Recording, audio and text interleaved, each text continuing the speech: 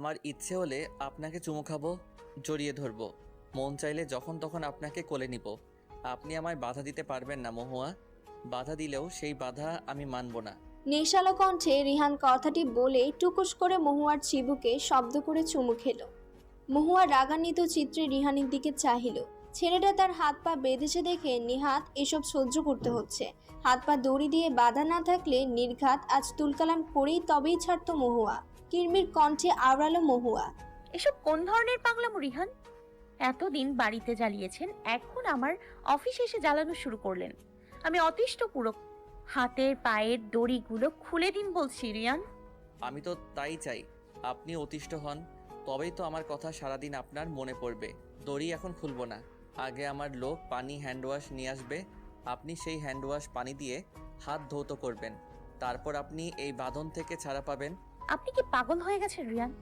আমার হাত ফকফকা পরিষ্কার। আমি কোন দুঃখে এখন হ্যান্ড ওয়াশ দিয়ে হাত ধুতে যাব? খাটের চেয়ারের সাথে বাঁধা দু হাত হাতের তালু মেরে ধরল মহুয়া রিহানের পানে। তার হাতে কোনো ময়লা নেই, ফকফকা পরিষ্কার। ক্লায়েন্টের সাথে হ্যান্ডশেক করার সময় হাতে আপনার ময়লা লেগে গেছে, বিধায় ধুতে হবে হাত। গম্ভীর কণ্ঠ রিহানের। মহুয়ার ব্রু যুগল কিঞ্চিত কুঁচকে এলো। মহুয়া পেশায় উকিল, যার দরুন ক্লায়েন্টদের আসা যাওয়া তার চেম্বারে আছে। ভদ্রতার খাতিরে মাঝে মধ্যে ক্লায়েন্টদের সাথে হ্যান্ডশেক করতে হয়। রিহান যখন আজ চেম্বারে উপস্থিত হয়, মহুয়া এক ক্লায়েন্টের সাথে হেসে হ্যান্ডশেক করছিল, যা দেখে রিহান প্রচণ্ড কষ্ট হয়।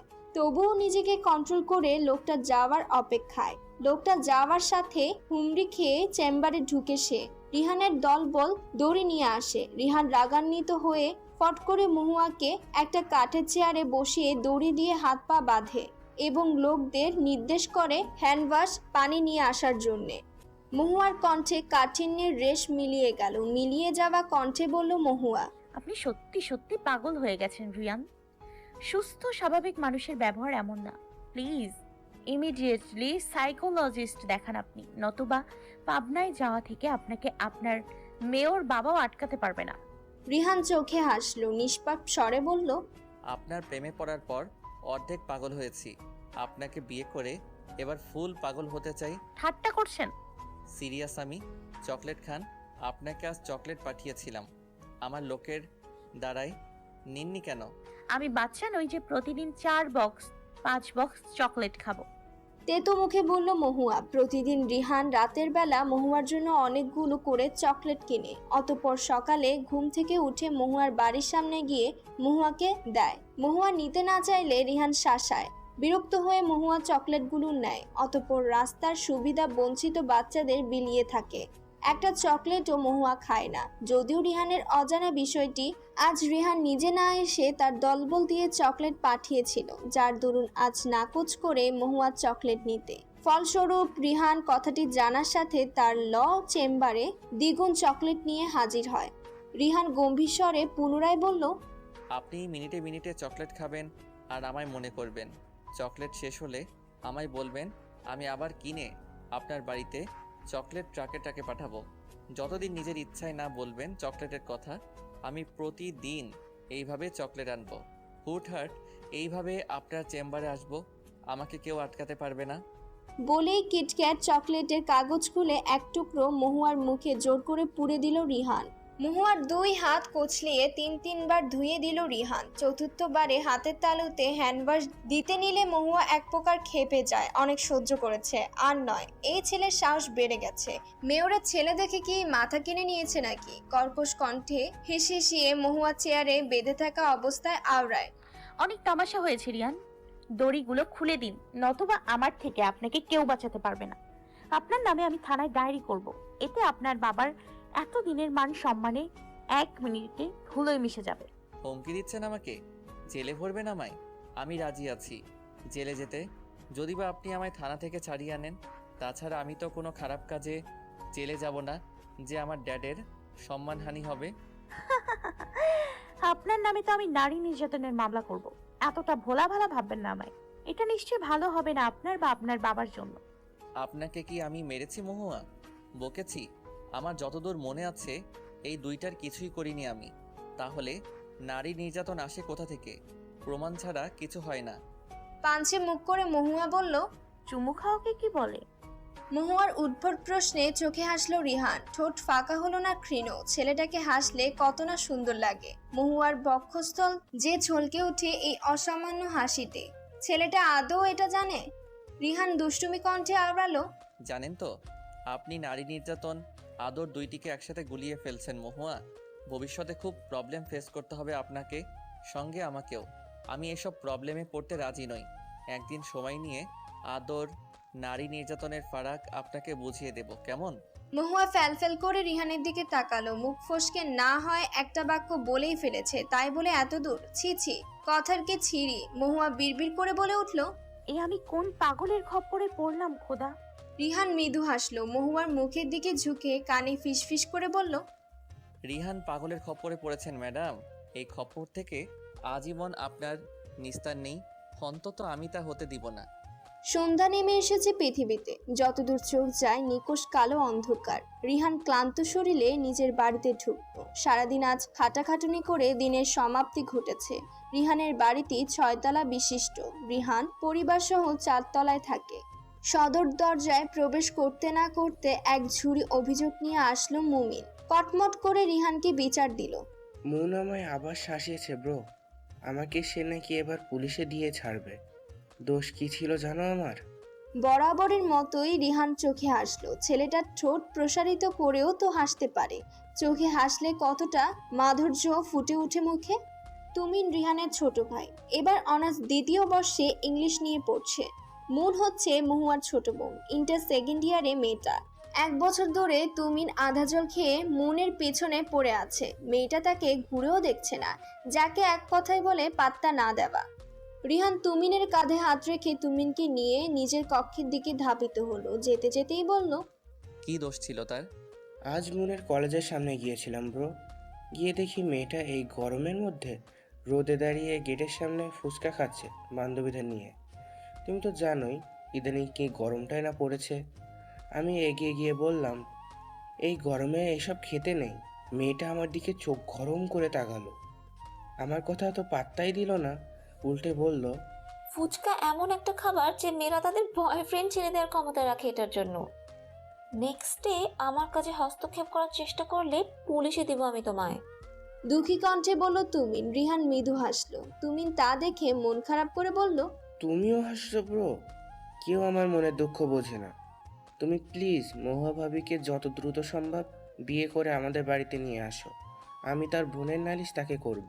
রিহানের চোখে মুখের পরিবর্তন ঘটলো মুহূর্তে। শরীর থেকে ক্লান্তি চলে গিয়ে ঘিরে ধরলো এক বুক প্রশান্তি। মেয়েটার নাম মহুয়া না হয়ে প্রশান্তি হলেও পারত। তোর ভাবি আর মন এক পাত্রের জল, আমায় সারাদিন জ্বালিয়ে ছাড়ে। মেয়েদের ফুচকা এতটা পছন্দকর খাবার? হ্যাঁ ব্রো, তুমি তো বিদেশে ছিলে তাই জানো না। ড্যাড কোথায়? অফিস থেকে এসেছে? তুমিন বলল, 6টায় এসেছে ড্যাড অফিস থেকে। দেখো গিয়ে বাগানে আছে। ড্যাডের সাথে আমার কিছু কথা আছে তুমিন, চলো। রিহান কথাটি বলে নিজ কক্ষ থেকে বের হয়ে গেল। রিহানের পেছনে তুমিনও এগোতে লাগলো। হট কফি খাচ্ছে মহুয়া নিজের বেলকুনিতে দাঁড়িয়ে। শীতল আবহাওয়া এখন। কয়েকদিন ধরে ভ্যাপসা গরমে অতিষ্ঠ পৃথিবীর মানবী। আজ বিদ্যুৎ চমকাচ্ছে গুড়গুড় করে আকাশে। বৃষ্টির দেখা এখনো মেলেনি, হয়তো অন্য কোনো জায়গায় বৃষ্টি হচ্ছে। মহুয়া কফিটুকু শেষ করে নিজের রুমে এলো। একটা জটিল মামলা এসেছে। গাজীপুরের প্রভাবশালী সৈয়দকে এক কৃষক মতিউর নাকি খুন করেছে। তবে কৃষক মতিউর বেকুল হয়ে বলছে সে এই কাজ সে করেনি, কিন্তু তাকেই প্রথম সৈয়দের লাশের পাশে দেখা গিয়েছে। পাড়া প্রতিবেশীর থেকে জানা গেছে সৈয়দের প্রতি আক্রোশ ছিল অনেক আগে থেকে মতিউরের। একবার সৈয়দের থেকে মতিউর সুদের উপর টাকা নিয়েছিল। সময় মতো টাকা ফেরত দিতে পারেনি বলে মতিউরকে বাবা মা তুলে বকাঝকা করে। সৈয়দের দিকে তেড়ে গিয়ে মতিউর সেদিন মারতে যায়। এইটুকু কাহিনী। আজ এই কাহিনী জটিলতায় ভরে গেছে। মহুয়ার যতদূর মনে হচ্ছে মতিউরকে কেউ ফাঁসানোর চেষ্টা করছে। মহুয়া ঠিক করলো কাল একবার জয়দেবপুরের জেলখানায় গিয়ে মতিউরের সাথে দেখা করে কথা বলবে। প্রথম থেকে মিথ্যা অপবাদে কিছুতেই মতিউরকে সে শাস্তি পেতে দিবে না। মহিদুল খান বাগানের চেয়ারে বসে কারোর সাথে ফোনে কথা বলছিলেন। রিহান তুমিন দুজনে ফাঁকা চেয়ারে দখল করে বসলো। ড্যাডের ফোন কাটার অপেক্ষায় রিহান। গুরুত্বপূর্ণ কথা বলার আছে আজ। কয়েক মিনিট পর ফোন কাটলেন মহিদুল। মুঠোফোন টেবিলে রেখে স্বাভাবিকভাবে বললেন, বাড়িতে কখন এসছো রেহান? আজকাল তোমার দেখা পাওয়া ব্রাহ্মণ হয়ে চাঁদে হাত দেওয়ার মতো। ব্যস্ত থাকি ড্যাড। মহিদুল ভ্রুযুগল কুঁচকে এলো, ললাটে ভাঁজ পড়ল দুখানা। ছেলে কি করে না করে সবই খবর আসে তার কাছে। বড় হয়েছে ছেলে, চাইলেও এখন আর শাসন করতে পারে না। কিছু বলবে তুমি? হ্যাঁ ড্যাড। বলো শুনি। আমার কিছু টাকা লাগবে ড্যাড। কি করবে? ফুচকার দোকান দিব। মৃদুস্বরে বলল রিহান। মহিদুল তুমিন ফ্যালফ্যাল করে তাকালো রিহানের দিকে। এক প্রকার উচ্চস্বরে মহিদুল বলল, মাথা ঠিক আছে তোমার রিহান? শিক্ষিত ছেলে হয়ে ফুচকার দোকান দিবে? পড়াশোনা শেষ করিয়েছি তোমায় এই জন্য? আমার মান সম্মান নষ্ট করার ফোন দিয়ে আঁকছো? তোমার মাকে আমি এক্ষুনি ফোন করে বলছি তার ছেলে পাগল হয়ে গেছে। ড্যাড, হাইপার হচ্ছ কেন? আমার কথা সম্পূর্ণ করতে দাও। ফুচকার দোকান তো আমি বাহিরে দিব না, বাড়ির ভিতরে দিব। আমার দোকানের একজন মাত্র কাস্টমার থাকবে, আর সেটা মহুয়া ড্যাড। মহিদুল আফসোস করে কপালে হাত ঠুকে বললেন, প্রেমে পড়ে এই ছেলের মাথা পুরো গেছে। আল্লাহ, আমার ছেলেকে তুমি ঠিক করে দাও।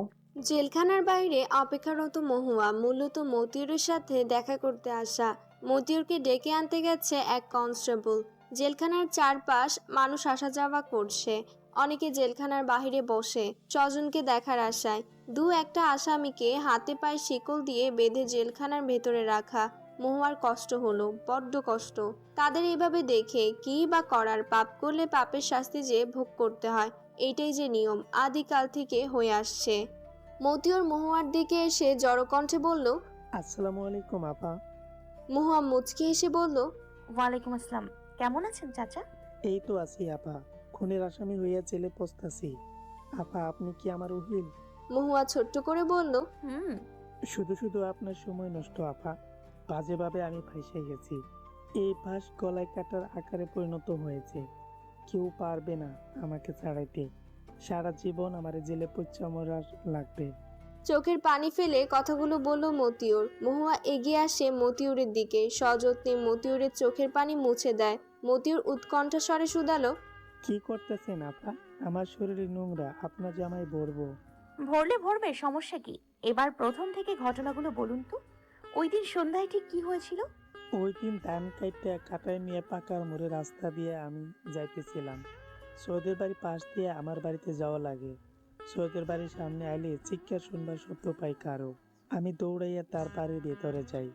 গিয়া দিয়ে সৈয়দ চিত হইয়া মাটিতে পড়ে আছে। যাইয়া আমি সৈয়দরে ডাকি, ওঠে না। নিঃশ্বাস দেখি নাকের কাছে হাত দিয়া। শ্বাস চলে না। বুঝি ওই আর পৃথিবীতে নাই। এই টুকুরে তিল থেকে পেল পানাই ফেলাছে আপা। আমার মাইয়া বউর কি হইব? আমি ছাড়া এই পৃথিবীতে আর কেউ নাই থাকবো। মহুয়া সমীকরণ মেলানোর প্রয়াসে ভাবুক কণ্ঠে বলল, আপনার কিচ্ছু হবে না চাচা, আপনি নির্দোষ হলে জামিন পাবেন। টেনশন করবেন না, আজ আসি। আচ্ছা আপা। কোর্ট থেকে বেরিয়ে বড় রাস্তার মোড়ের সামনে মহুয়া থামলো। রিক্সা একটাও খালি নেই। মহুয়া ঠোঁট চেপে অদূরে তাকালো, রিক্সার দেখা মিলল না। আচমকা একটা প্রাইভেট কার মহুয়ার সামনে এসে থামলো। পলক ঝাপটে সামনের দিকে তাকালো। গাড়ির জানালার কাচ অল্প খোলা। গাড়ির ভেতরে রিহান ফোনের দিকে তাকিয়ে কি যেন দেখছে সে। মহুয়া রিহানকে দেখা মাত্র স্থির পা গতিশীল করলো। এই ছেলের পাল্লায় এখন পড়া যাবে না। অনেকটা হাঁটলো মহুয়া, যতটুকু পায়ে জোর চলে, কিন্তু এত ধাপ ধুপ করে হেঁটেও লাভের লাভ কিচ্ছুটি হলো না। রিহান পুনরায় গাড়ি নিয়ে তার সামনে হাজির হলো। গাড়ির দরজা খুলে নিষ্পাপ স্বরে বলল, আমি ভূত নাকি ভাল্লুক? আমাকে দেখে পালাচ্ছেন? মহুয়া জবাব না দিয়ে উল্টো পথ ধরল। কথা বললে কথা বাড়বে, কি দরকার? তার চেয়ে বরং চুপ থাকা শ্রেয়। এমনভাবে মহুয়া অন্য রাস্তা ধরল যেন রিহান নামক কোনো ব্যক্তিকে সে চিনে না বা সম্মুখে নেই। মহুয়া কেটে পড়তে রিহান গাড়ি থেকে নামলো। গাড়ির ড্রাইভারকে নির্দেশ করলো তার পেছন পেছন যেন গাড়িটা নিয়ে আসে। তারপর দ্রুত গতিতে মহুয়ার পিছু নিল। শর্টকাট রাস্তা ধরল রিহান, যাতে মহুয়ার সাথে দেখা ঝটপট মিলে। যেভাবে ধাপধুপ করে মেয়েটা হাঁটছে, মহুয়ার দেখা মিলল। রিহান রাস্তার কিনারায় স্থির চিত্রে দাঁড়িয়ে। মহুয়া আসার সাথে তাকে পাকড়াও করবে। সে চাইলেও তাকে এড়িয়ে যেতে পারবে না, কেননা এই রাস্তাটা একটাই, কোনো উপায়ন্তর নেই অন্য পথ ধরার। মহুয়ার তার চোখের সীমানায় এলো। রিহান গম্ভীর কণ্ঠে এগিয়ে বলল, গাড়িতে বসুন, সেখানে বসে কথা বলি। রাস্তায় দাঁড়িয়ে কথা বললে আপনার প্রবলেম হবে, আমারও প্রবলেম হবে। মহুয়া ঠোঁট চেপে রাস্তাটির চারপাশ দেখে নিল। স্কুলের কলেজের ছেলে মেয়ে রাস্তায় ভিড় করে যাতায়াত করছে। রাস্তার চারপাশ দেখে নিয়ে রিহানের দিকে তাকালো। মহুয়ার দৃষ্টি অনল লাভায় পরিপূর্ণ। এখানে দাঁড়িয়ে চেঁচামেচি করলে অবশ্যই কাল একটা নিউজ বের হবে তাদের দুজনকে নিয়ে। সাংবাদিক বসে থাকে ওত পেতে, টকে ঠ করে বানোয়াট গল্প রটার। ততক্ষণে গাড়ি এসে থামে দুজনের সামনে। রিহান গাড়ির দিকে এগিয়ে গাড়ির দরজা খুলল, তারপর বলল, গাড়ির ভিতরে প্রবেশ করুন। মহুয়া দ্রুত পায়ে পেছনের সিটে গিয়ে বসলো। রিহান গাড়িতে উঠে দরজা লাগালো। ড্রাইভার গাড়ি চালাতে শুরু করলো। মহুয়া চুপ থেকে হঠাৎ করে রিহানের দিকে ঝুঁকে এলোপাথারি বুকে আঘাত করতে লাগলো। ধাউ ধাউ করে বাড়ছে মহুয়ার রাগ। আর কত সহ্য করা যায়। রিহান গম্ভীর তখনও। ড্রাইভার অবাক হয়ে দর্পণে দেখছে, ভয় পাচ্ছে সাথে। তার স্যারের যে রাগ, এই মেয়ের কপালে নির্ঘাত আজ দুঃখ লেখা আছে। ড্রাইভারের ধারণা মিথ্যে প্রমাণ করে দিল রিহান। ঠোঁট প্রসারিত করে হাসলো, মহুয়ার সাথে ঘেঁষে বসলো, তারপর বলল, কারো মার খেয়ে এতটা ভালো লাগা কাজ করে? বিশ্বাস করুন, আগে জানতাম না আমি। আপনি না মারলে এই অভিজ্ঞতা অর্জন সম্ভব হতো না। প্লিজ আরও কিছু মারুন তো। মহুয়ার হাত থম মেরে গেল। বিড়ম্বনার সহিত রিহানের দিকে তাকালো। হৃদযন্ত্র ধীপ ধীপ শব্দ করছে। কি অসহনীয় যন্ত্রণা। মহুয়া হাত বুক থেকে সরিয়ে নিতে নিলে রিহান খপ করে ধরল, তারপর বলল, কি হলো? আজ কথা বলছেন না? বোবা পাখি হলেন নাকি? মহুয়া খিটখিটে মেজাজে বলল, আপনার মায়ের নাম্বারটা দিন। কেন? বলবো ওনার ছেলেকে ভালো একটা সাইকোলজিস্ট দেখাতে। সাইকোলজিস্ট দিয়ে কিছু হবে না। আপনাকে লাগবে আমার, তবেই আমি সুস্থ হব। এখন পিছন ঘুরুন তো। ঠোঁট যুগল কিঞ্চিত কুঁচকে বলল। রিহান তার পেছনে রাখা চিরুনি ডাবল আমলা তেলের বোতল হাতে নিল। মহুয়ার সামনে ধরে বলল, ইউটিউব থেকে বিনুনি করা শিখেছি, এবার দেখবো কতটুকু পারি। তীক্ষ্ণ দৃষ্টিতে তাকিয়ে বলল মহুয়া। বিনুনি করা শিখেছেন, ভালো কথা। সেটা আমার উপর প্রয়োগ করার কারণটা কি জানতে পারি? Why not? Because I love you. I want you. ভাঙ্গা রাস্তার ঝাঁকুনিতে মহুয়া না চাইতেও রিহানের সংস্পর্শে এসে গেছে। রিহানের সাথে ঘেঁষে মহুয়া লহমায় মহুয়া অপ্রদীপ হয়ে গেল। সঙ্গে সঙ্গে চলন্ত গাড়ি থেকে উঠে কিনারায় গিয়ে সিটে মেরে বসলো। রিহান মৃদু হাসলো। ড্রাইভার ভয়ে ভয়ে গাড়ি চালাচ্ছে। রিহান এমন ভাঙ্গা রাস্তা দিয়ে চলাফেরা করার স্বাচ্ছন্দ্য বোধ করে না, কিন্তু মহুয়া এমন রাস্তা দিয়ে এসেছে যে রাস্তা শেষের দিকে ভাঙ্গা। অন্যদিন হলে রিহান ড্রাইভারকে আচ্ছা মতো ঝাড়ত। রিহান এবার মহুয়ার পাশে এসে বসলো, অতঃপর কানে ফিসফিস কণ্ঠে বলল, আপনার ছোঁয়া যদি একটুখানি পাওয়া যায় ভাঙা রাস্তায় এসে, আমি সারা জীবন ভাঙা রাস্তার পথ দিয়ে যাতায়াত করতে রাজি। মহুয়া চোখ রাঙালো, মিনমিন কণ্ঠে বলল, আজ আর আমি একা নই। ড্রাইভার সাথে আপনার লোকটা কি ভাববে জানেন? আপনি পাগল। আমার সাথে আলাদা সময় কাটাতে যাচ্ছেন? আমায় মুখে বলতে পারেন মহুয়া, ড্রাইভারকে ইঙ্গিত করে বোঝাতে হবে না। মহুয়ার অস্বস্তি বাড়ল। রিহানের থেকে অল্প দূরত্ব রেখে গাড়ির সাথে ঘেঁষে গেল। রিহান আগে ছিল গুরু গম্ভীর, কথা এক প্রকার ঝেঁকে বলতো। অদরকার কোনো কথা তার মুখে শোনা যেত না, তবে এখন তার মুখে সকল রকমের আজগুবি কথাবার্তা শোনা যায়। মহুয়া কণ্ঠে গম্ভীরতা এঁটে বলল, যেমন আপনি তেমন আপনার কথাবার্তা। আমি নামবো, আমায় নামিয়ে দিন এবং আমাকে ডিস্টার্ব করা বন্ধ করুন। রিহান মুহূর্তে হাঁক ছাড়লো, বলল ড্রাইভারকে। নবীন, গাড়ি থামাও। নমিন গাড়ি থামালো চটজলতি। রিহান গাড়ির দরজা খুলে বাইরে বের হলো। নমিনকে গাড়ি থেকে বের হতে বলল। নমিন বের হলো। মহুয়া বের হতে নিলে রিহান দরজা বন্ধ করে দিল, গাড়ি লক করলো। রিহান ওয়ালেট থেকে 1000 টাকার দুটো নোট বের করে ড্রাইভারের হাতে গুজে দিল এবং হাসি হাসি মুখে বলল, তোমার গাড়ি চালানোয় ফার্স্ট টাইম আমি খুশি হলাম নবীন, তাই এটা তোমার পাওনা আমায় খুশি করার। বাড়ি চলে যাও, আজ তোমার ছুটি। আমার বাড়ি থেকে তোমায় ফোন করলে বলবে আমি তোমায় ছুটি দিয়েছি। নমিন কৃতজ্ঞতা প্রকাশ করলো চোখে। রিহান গাড়ির লক খুলে ড্রাইভিং সিটে বসলো। দরজা জানালা বন্ধ করে গাড়ি চালাতে শুরু করলো। মহুয়া পেছন থেকে তেতে উঠলো, খিটখিটে কণ্ঠে আওড়ালো, আমায় বের হতে দিলেন না কেন? আমি বাড়ি যাব, থামান গাড়ি। রিহান গাড়ি চালানো অবস্থায় বলল, আপনাকে ছুটি আমি দেইনি, ফাঁকিবাজ মেয়ে। একদম বাজে কথা বলবেন না। আমি মোটেও ফাঁকিবাজ মেয়ে নই। এই রকম কোনো রেকর্ড আমার নেই। আচ্ছা গাড়ি থামান এখন। নব, কেন? আমি এত কষ্ট করে চুল বাঁধা শিখলাম, আপনার জন্য চিরুনি তেল নিজে কিনলাম, তা অ্যাপ্লাই করব না? আমি এমনিতেই ঠিক আছি, আপনি আমায় নামিয়ে দিন। রিহান জবাব দিল না। মহুয়া এক সামনে বকবক করেই গেল। এক সময় হাল ছেড়ে দিল, বুঝে গেল এই থেকে তার কার্যসিদ্ধি হাসিল না করে তাকে ছাড়বে না। নিরিবিলি গাছগাছালির একটি প্রাকৃতিক মনোরম পরিবেশে গাড়ি থামলো রিহান। নির্মল হাওয়া বইছে চারিদিক। রিহান গাড়ি থেকে নামলো না মহুয়াকে নামতে দিল, শুধুমাত্র গাড়ির জানালাগুলো খুলে দিল। রিহান আদুরে কণ্ঠে বলল, পিছনে ঘুরুন মহুয়া। মহুয়া রিহানের দিকে তাকালো একটিবার। ছেলেটার চোখে মুখে লেপ্টে আছে খুশি। এত খুশির কারণ কি সে রিহানের নির্দেশ মাফিক পেছনে ঘুরে বসলো। রিহান মহুয়ার দিকে এগিয়ে গেল। মহুয়ার কাকড়ায় বেঁধে রাখা চুল খুলে ফেললো। পুরো পিঠে লেপ্টে গেল তার চুলে। মহুয়ার চুল এতটা বড় নয়, পিঠ পর্যন্ত চুল, তবে ঘন। বড় দাঁতের চিরুনি কিনে এনেছে রিহান, যাতে চুলে ব্যথা না লাগে। রিহান ধীর গতিতে চুল আঁচড়াতে আরম্ভ করলো। 18 বার চুল আঁচড়িয়ে বিনুনি চুলে করতে শুরু করে। বিনুনি করলো, তবে একটু ঢিলে হলো। রিহান চুলকে দায় করে বলল, অতিরিক্ত চুল সিল্কি আপনার, তাই একটু ঢিলে হয়ে গেছে, ব্যাপার না। রিহান ভুল কিছু বলেনি, সত্যিই তাই। চুলে তেল দেওয়ার সময় পায় না সে। চুলে তেল না দেওয়ার কারণে সারা বছর শ্যাম্পু করায় তার চুলে কখনো খোপা হয় না। এতটা সিল্কি তার চুল। তার থেকে ছোট চুলে খোপা হয়। এই যে মনে চুল মহুয়ার থেকেও ছোট, কিন্তু তার চুলে বেশ সুন্দর খোপা হয়। এই বছরে কবে মহুয়া চুলে তেল দিয়েছে মনে করার চেষ্টা করলো, মনে পড়ল না। হঠাৎ মহুয়া মন খারাপ করে বলল, সময়ের অভাবে চুলে তেল দেওয়া হয় না। মা থাকলে এমনটা হতেই দিত না, জোর করে আগে তেল দিয়ে দিত। মহুয়ার চোখ টলমলে, আর একটু হলেই অশ্রুস্রোত বইবে। পৃথিবীতে মা না থাকলে হয়তো বোঝা যায় পৃথিবী কত কঠিন। আর যদি মা বেঁচে থেকেও মায়ের ভালোবাসা স্নেহ পাওয়া না যায়, তবে এই কষ্টের মতো আর কষ্ট হয় নাকি? মহুয়ার বাবা ছিলেন সাত্তার আহমেদ, পুলিশ অফিসার। বাবা মা বোনকে নিয়ে ছিল তাদের সুখের সংসার। দিনগুলো ভালোই যাচ্ছিল।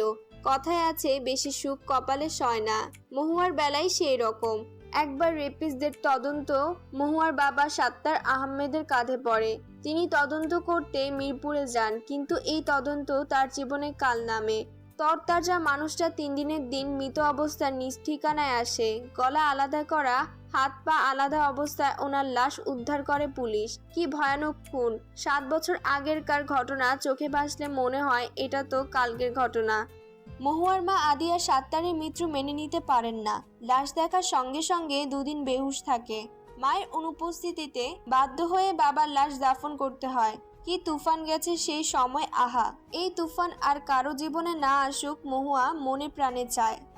লাশ দাফন হওয়ার 2 দিনের মাথায় জ্ঞান ফিরে আলিয়ার, তবে শেষ রক্ষা হয় না। আলিয়ার ব্যবহার অস্বাভাবিক দেখায়, নিজের হাতে কামড়ায়, নিজেকে আঘাত করে, খাবার খান না। 7 দিনের দিন আলিয়াকে মানসিক হাসপাতালে পাঠানো হয়। আলিয়া মানসিক ভারসাম্য হারিয়ে ফেলেছে, ডাক্তার সাফ জানায়। বাড়িতে থেকে তার ট্রিটমেন্ট সম্ভব নয়। মহুয়া কান্না করে ফেললো হু হু করে। রিহান অস্থির হয়ে পড়ল। এই তো স্বাভাবিক ছিল মেয়েটা। ব্যস্ত ভঙ্গিতে মহুয়াকে নিজের বুকে আগলে নিল।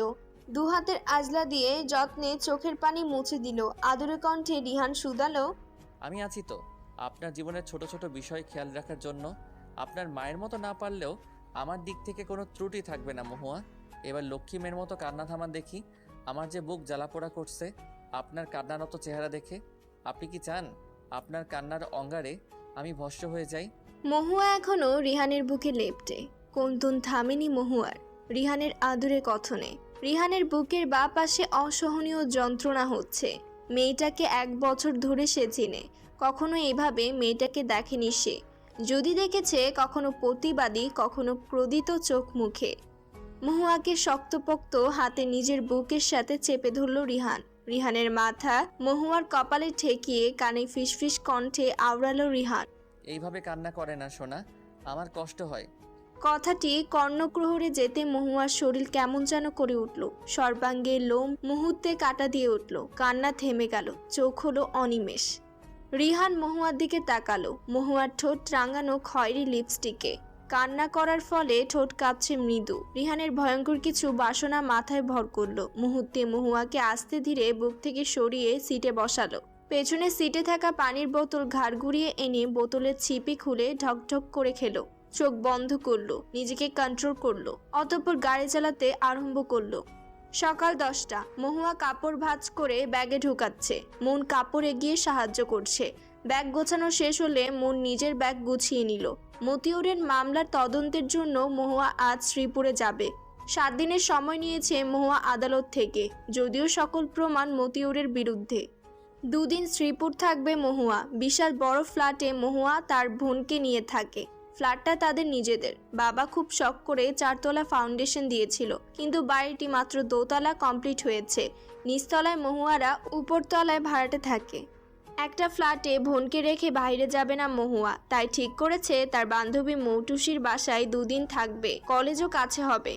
মহুয়া রেডি হলো, নিজ রুম থেকে মুনকে হাঁক ছাড়লো। তোর হয়নি এখনো মন? মুন অন্য রুম থেকে জামা পরে এসে মহুয়ার দিকে পিচ করে বলল। জামার চেনটা লাগিয়ে দে তো আপু। মহুয়া ধীরগতিতে টেনে চেন লাগিয়ে দিল। বিছানায় রাখা কালো রঙের 2টো ব্যাগ হাতে নিল। দেয়ালের কাছে এসে 2 ব্যাগ এক হাতে নিয়ে তারকাটায় রাখা ফ্ল্যাটের চাবি হাতে নিল। মুন মাথায় চিরুনি করে উৎকণ্ঠা স্বরে বলল, আমায় একটা ব্যাগ দে আপু, আমি নিয়ে যাই। মহুয়া ব্যাগ দুটোর একটাও দিল না, বরং হাতে থাকা চাবির গুচ্ছ মুনের হাতে তুলে দিল। তারপর বলল, তুই মেইন দরজা লক কর, আয় বাহিরে। রিহান বিছানায় এক কাঁধ হয়ে ঘুমাচ্ছে। 3 বার ওকে ডেকে গেছে তুমিন, কিঞ্চিত পরিমাণে লড়েনি সে। ঘুমটা এবার পাতলা হয়ে এলো ফোনের ভাইব্রেশনে। চোখ বন্ধ করে বিছানা হাতড়ে ফোন হাতে নিল। শুরু চোখে কল রিসিভ করলো। পুনরায় চোখ করে বলল, বল। ম্যাম কিন্তু 12টায় শ্রীপুর যাচ্ছেন। রিহান নিশ্চুপ রইল। ওপাশ থেকে মহুয়ার তথ্য দেওয়া মাসুম বার কয়েক বলল, হ্যালো স্যার, আমি এখন জানা মাত্র আপনাকে জানালাম ম্যাম মাত্র তার বোনকে নিয়ে বাড়ি থেকে বের হয়েছে। রিহান গম্ভীর স্বরে বলল, ম্যামকে ফলো কর মাসুম, আমি না আসা পর্যন্ত। প্রতি মিনিটের আপডেট আমার চাই। Okay sir. রিহান ফোন কেটে বড় করে নিঃশ্বাস নিগ্রত করলো। বিছানা থেকে উঠে দাঁড়িয়ে ওয়াশরুমে উদ্যত হলো। জলদি ফ্রেশ হতে হবে তাকে। রিকশার ভাড়া মিটিয়ে রিকশা থেকে নামলো মহুয়া। মুন রিকশায় রাখা ব্যাগ দুটো হাতে নিয়ে মুনের সাথে সামনে এগুলো। 6 তলার বাড়ির সামনে এসে থামলো দুজন। বাড়িটির সাথে ঘেঁষে একটা বড় মুদির দোকান। বাড়ির বাহিরে একটা দারোয়ান বসে। মহুয়াকে চোখে পড়তে দারোয়ান বলল, কয়তলায় যাবেন, কার বাসায়? মহুয়া ভদ্রতা সহিত বলল, 6 তলায় যাব, মৌসুমীর বাসায়। আপার ফ্রেন্ড আপনারা? জি। রিহান ফ্রেশ হয়ে তার বারান্দায় এসে মেলে দেওয়া টাওয়াল হাতে নিল। ভেজা মুখ মুছে যথাস্থানে রাখলো। বারান্দার কিনারায় ঝুলিয়ে রাখা ফুলের টপের দিকে রিহান এগিয়ে গেল। রিহানের বারান্দার কিনারা থেকে মেন রোড দেখা যায়। রিহান তার গাছ থেকে রক্ত লাল একটা গোলাপ ছিঁড়ে নিল হাতে। তারপর উদ্যত হলো বারান্দা থেকে বেরিয়ে যাওয়ার জন্য। রিহান বের হতে নিলে বাহিরে মহুয়ার মতো কাউকে লক্ষ্য করলো। তার বাড়ির নিচে দাঁড়িয়ে মেয়েটা দারোয়ানের সাথে কথা বলছে। রিহান তির্যক দৃষ্টিতে নিচে তাকালো। চোখের ভুল নয়, এটা মহুয়াই। রিহান চোখে হাসলো, আদুরে কণ্ঠে বলল, ঘুম থেকে তাড়াহুড়ো করছি আপনাকে ধরার জন্য, আর আপনি আমার বাড়ির সামনে হাজির। Good, I like it. Mahua দারোয়ানের কথা সম্মত জানালো। মুনকে ইশারা করলো তার পেছন পেছন আসতে। লিফট দিয়ে 6 তলায় উঠলো। বাম প্রান্তের ফ্ল্যাটের ডোর বেল চাপলো। মৌটুসি দরজা খুলে দিল। মৌটুসি হচ্ছে মহুয়ার গুড ফ্রেন্ড। চোখ বন্ধ করে যাকে বিশ্বাস করা যায় এটা হচ্ছে মৌটুসি। মৌটুসি হেসে বলল, কিরে, বাইরেই দাঁড়িয়ে থাকবি, ভেতরে আয়। মহুয়া নাকচ করে বলল, সময় নেই, বাস ধরতে হবে। তোকে বলেছিলাম না কাল মুনকে রেখে যাওয়ার কথা, তাই দিতে এলাম। পানি, চা কিছু তো খেয়ে যা দোস্ত। আজ না অন্য একদিন। মুন যা বাড়ির ভেতরে। মুন তার ব্যাগ মহুয়ার থেকে নিল, অতঃপর বলল, সাবধানে যাবি আপু। আচ্ছা মৌসুমী, গেলাম রে, আমার বোনকে দেখে রাখিস। আচ্ছা, সাবধানে যাস। একটু পানি খেয়ে যেতে পারতি। সরি রে, আজ সময় নেই, অন্য একদিন আর। চৌরাস্তা যেতে হবে মহুয়াকে অটো করে। এখানে মিনি বাস বা দৌপাল্লার বাস চলাচল করে না। চৌরাস্তা থেকে বাস চলাচল। মহুয়া অটো পেয়ে গেল, তবে লোকাল বাসের মতো অটো। খানিক পর পর যাত্রী তুলছে অটো চালক। অটো এখন ফাঁকা। মহুয়া অটোর একপাশে বসে। কৃষি গবেষণার প্রথম গেটে অটো থামলো। মহুয়ার চোখ তখন বাহিরে সীমাবদ্ধ। সে ঘুরে ঘুরে বাহির দেখছে। মহুয়ার পাশে এক যুবক বসলো। মহুয়া আঁচ করতে পারলো ছেলেটার পা দেখে। চেহারা আর দেখতে হলো না। হঠাৎ ছেলেটা মহুয়ার সাথে ঘেঁষে বসলো। গম্ভীর কণ্ঠে বলল, আমায় ছেড়ে শ্রীপুর যাচ্ছেন মহুয়া? এটা আদৌ ঠিক? আপনাকে 1 ঘন্টা না দেখলে আমার পাগল পাগল লাগে। একবারও ভেবে দেখেছেন আমি 2 দিন থাকবো কি করে? শুধু জেলখানার আসামির কথা ভাবলেই চলবে? অপ্রকাশিত কিছু ঘটলে আমরা যেমন চোখ বড় বড় করে ফেলি, ঠিক সেইভাবে মহুয়া চোখ বড় বড় করে ফেললো। অবিশ্বাস্য কণ্ঠে বলল, রিয়ান? মহুয়ার মাথা ভনভন করছে। রিহানের উপস্থিতি সে মানতে পারছে না। সে শ্রীপুরে যাচ্ছে এটা তো জানার কথা নয় রিহানের। তাহলে গুপ্তচর রেখেছে তার খবরাখবর নেওয়ার জন্য নাকি? একবার আর চোখে রিহানের দিকে তাকালো। রিহান তার দিকেই তাকিয়ে চট করে দৃষ্টি সরিয়ে নিল। রিহান চোখের ভাষায় আশ্বস্ত করলো এই যে সে রিহান। মহুয়া নিজেকে সময় নিয়ে নিজেকে শান্ত করলো, বড় বড় নিঃশ্বাস নিগ্রত করলো, তারপর বলল, আপনি এখানে কেন রিয়ান? ওই যে বললাম, আপনাকে 1 ঘন্টা না দেখলে আমার পাগল পাগল লাগে, কষ্ট হয়। মোট কথা, আপনাকে না জ্বালালে আমার সকাল শুরু হয় না। 2 দিন শ্রীপুর থাকবেন আপনি, আমার সকাল শুরু হবে কি করে? ঘুম থেকে উঠে চকলেট নিয়ে আপনার বাড়ির সামনে যাওয়া আমার হ্যাবিট। এছাড়াও আপনার মুখ দর্শন না করে আমি সকালের নাস্তা করতে পারি না। আপনার চেম্বারে অহরহ ক্লায়েন্ট যাতায়াত প্রতিদিন, তার মধ্যে প্রতিদিন যে কিছু ক্লায়েন্টকে আমি পিটিয়ে হাসপাতালে পাঠাই। আপনি এখানে না থাকায় আমার এটাও হবে না। দেখুন, আপনি ছাড়া আমার ডেইলি রুটিন কেমন পানসে খাপ ছাড়া। অভিযোগে ভরা কণ্ঠ রিহানের। মহুয়া তেতো মুখে রিহানের দিকে তাকালো। কে বলবে এ ছেলের বয়স 26? নিজের দুর্বলতা কাউকে দেখাতে ইচ্ছুক নয় মহুয়া। সবসময়কার মতো কণ্ঠে এঁটে রাখে ক্রোধ। এই সমাজে পৃথিবীতে দুর্বল মানুষের অস্তিত্ব বেশি দিন টিকে থাকে না। এক প্রকার অস্তিত্ব টিকিয়ে থাকতে দেওয়া হয় না। মহুয়া কাঠিন্য কণ্ঠে বলল, আপনার ঠিক সময় বিয়ে হলে 2-3টা বাচ্চা থাকতো। আপনি কি এটা জানেন রিয়ান? কথাটি রিহানকে প্রভাবিত করতে পারল না, বরং রিহান নির্লিপ্ত কণ্ঠে বলল, সময় ফুরিয়ে যায়নি মহুয়া, আমার মাত্র বয়স 26। আমাদের বিয়ে হলে আমাদেরও বাচ্চা হবে, সো নো টেনশন। মহুয়ার ললাট ঈষৎ কুচকালো। নির্লজ্জ জটছাড়া কণ্ঠে কিভাবে বলল রিহান? মহুয়া চোখ বন্ধ করলো। এই জন্মে রিহানের যুক্তির সাথে সে পেরে উঠবে না, অতএব চুপ থাকা উত্তম। 11:40-এ অটো থামলো গাজীপুর চৌরাস্তার মোড়ে। যানজট লেগে আছে প্রতিটি রাস্তায়। রিহান অটো থেকে নেমে ওয়ালেট থেকে টাকা বের করে ভাড়া মিটিয়ে দিল। মহুয়া ধীরে অটো থেকে নেমে হ্যান্ডব্যাগ খুললো। অটোওয়ালাকে টাকা দিবে তার আগে অটো হনহন করে হাতের নাগাল ছেড়ে বহুদূর চলে গেল। মহুয়া চোখ রাঙিয়ে রিহানের দিকে তাকালো। রিহান চোখে হেসে মহুয়ার ডান হাত খপ করে নিজের হাতের আজলায় নিল, তারপর বলল, বাসে উঠে রাগ দেখাবেন না। আপনার চোখ রাগানো অন্য কেউ দেখুক আমি চাই না। ইচ্ছে করলে কালকের মতো আমার উপর হামলে পড়ে বুকে কিল ঘুষিও মারবেন, আমি মানা করব না। মহুয়ার লহমায় চোখের ক্রোধ মিলিয়ে গেল, তবু প্রাণপণে নিজের চোখে মুখে ক্রোধ মাখানোর চেষ্টা। ভিড় ঠেলে সামনে এগোতে লাগলো মহুয়া। রিহান সামনে এগিয়ে রোড পার হয়ে ময়মনসিংহ রোডে এসে থামলো। এখান থেকে বাস ধরতে হবে শ্রীপুরের। নিজ গতিতে ময়মনসিংহ রোডে বাস যাচ্ছে অহরহর। মহুয়া ওড়নার আঁচলে নাক ধরল। বাসের গন্ধ তার সহ্য হয় না ছোটকাল থেকে। তার কাছে মনে হয় হেঁটে চলা ভালো, তবুও বাস দিয়ে চলাচল না। মা সুস্থ থাকাকালীন বাসে কোথাও গেলে মায়ের কোলে মাথা রেখে যেত, মাঝে মধ্যে লেবু শুকিয়ে জার্নি করত। বাস চলতে চলতে হঠাৎ থেমে গেলে তার পেট যেন গুলিয়ে আসে। রাস্তায় যানজটে বাসে বসে এক জায়গায় থেমে থাকলে মাকে জড়িয়ে ধরে কত না কাঁদত। একটা মাই সকল কিছু সহ্যের ক্ষমতা রাখে। এই জন্যই তো কথায় বলে পৃথিবীতে মা ছাড়া কেউ আপন না। এই যে কয়েক মাস আগের কথা, মহুয়াদের দোতলায় 2 দম্পতি উঠেছিল। পরিবারের সংখ্যা বলতে 2 জনই। সদ্য বিয়ে যাকে বলে 6 মাস। বিয়ের 3 মাস থেকে সংসারে অশান্তি। তাদের স্বামী স্ত্রীকে ধরে মারধর করে একটু 19-20 হলেই। স্বামী অবশ্য শিক্ষিত, তাতে কি, শিক্ষিত হলেই তো আর মানুষ যে হওয়া যায় না। একদিন ছেলেটা তার স্ত্রীকে মারতে মারতে আদমরা করে ফেলেছে। মেয়ের গগন চিৎকারে মহুয়াদের ফ্ল্যাট বুঝি কাঁপছে। মহুয়া তখন ভাত খাচ্ছিল, মন ফেসবুকে নিউজ ফিড ঘুরছিল।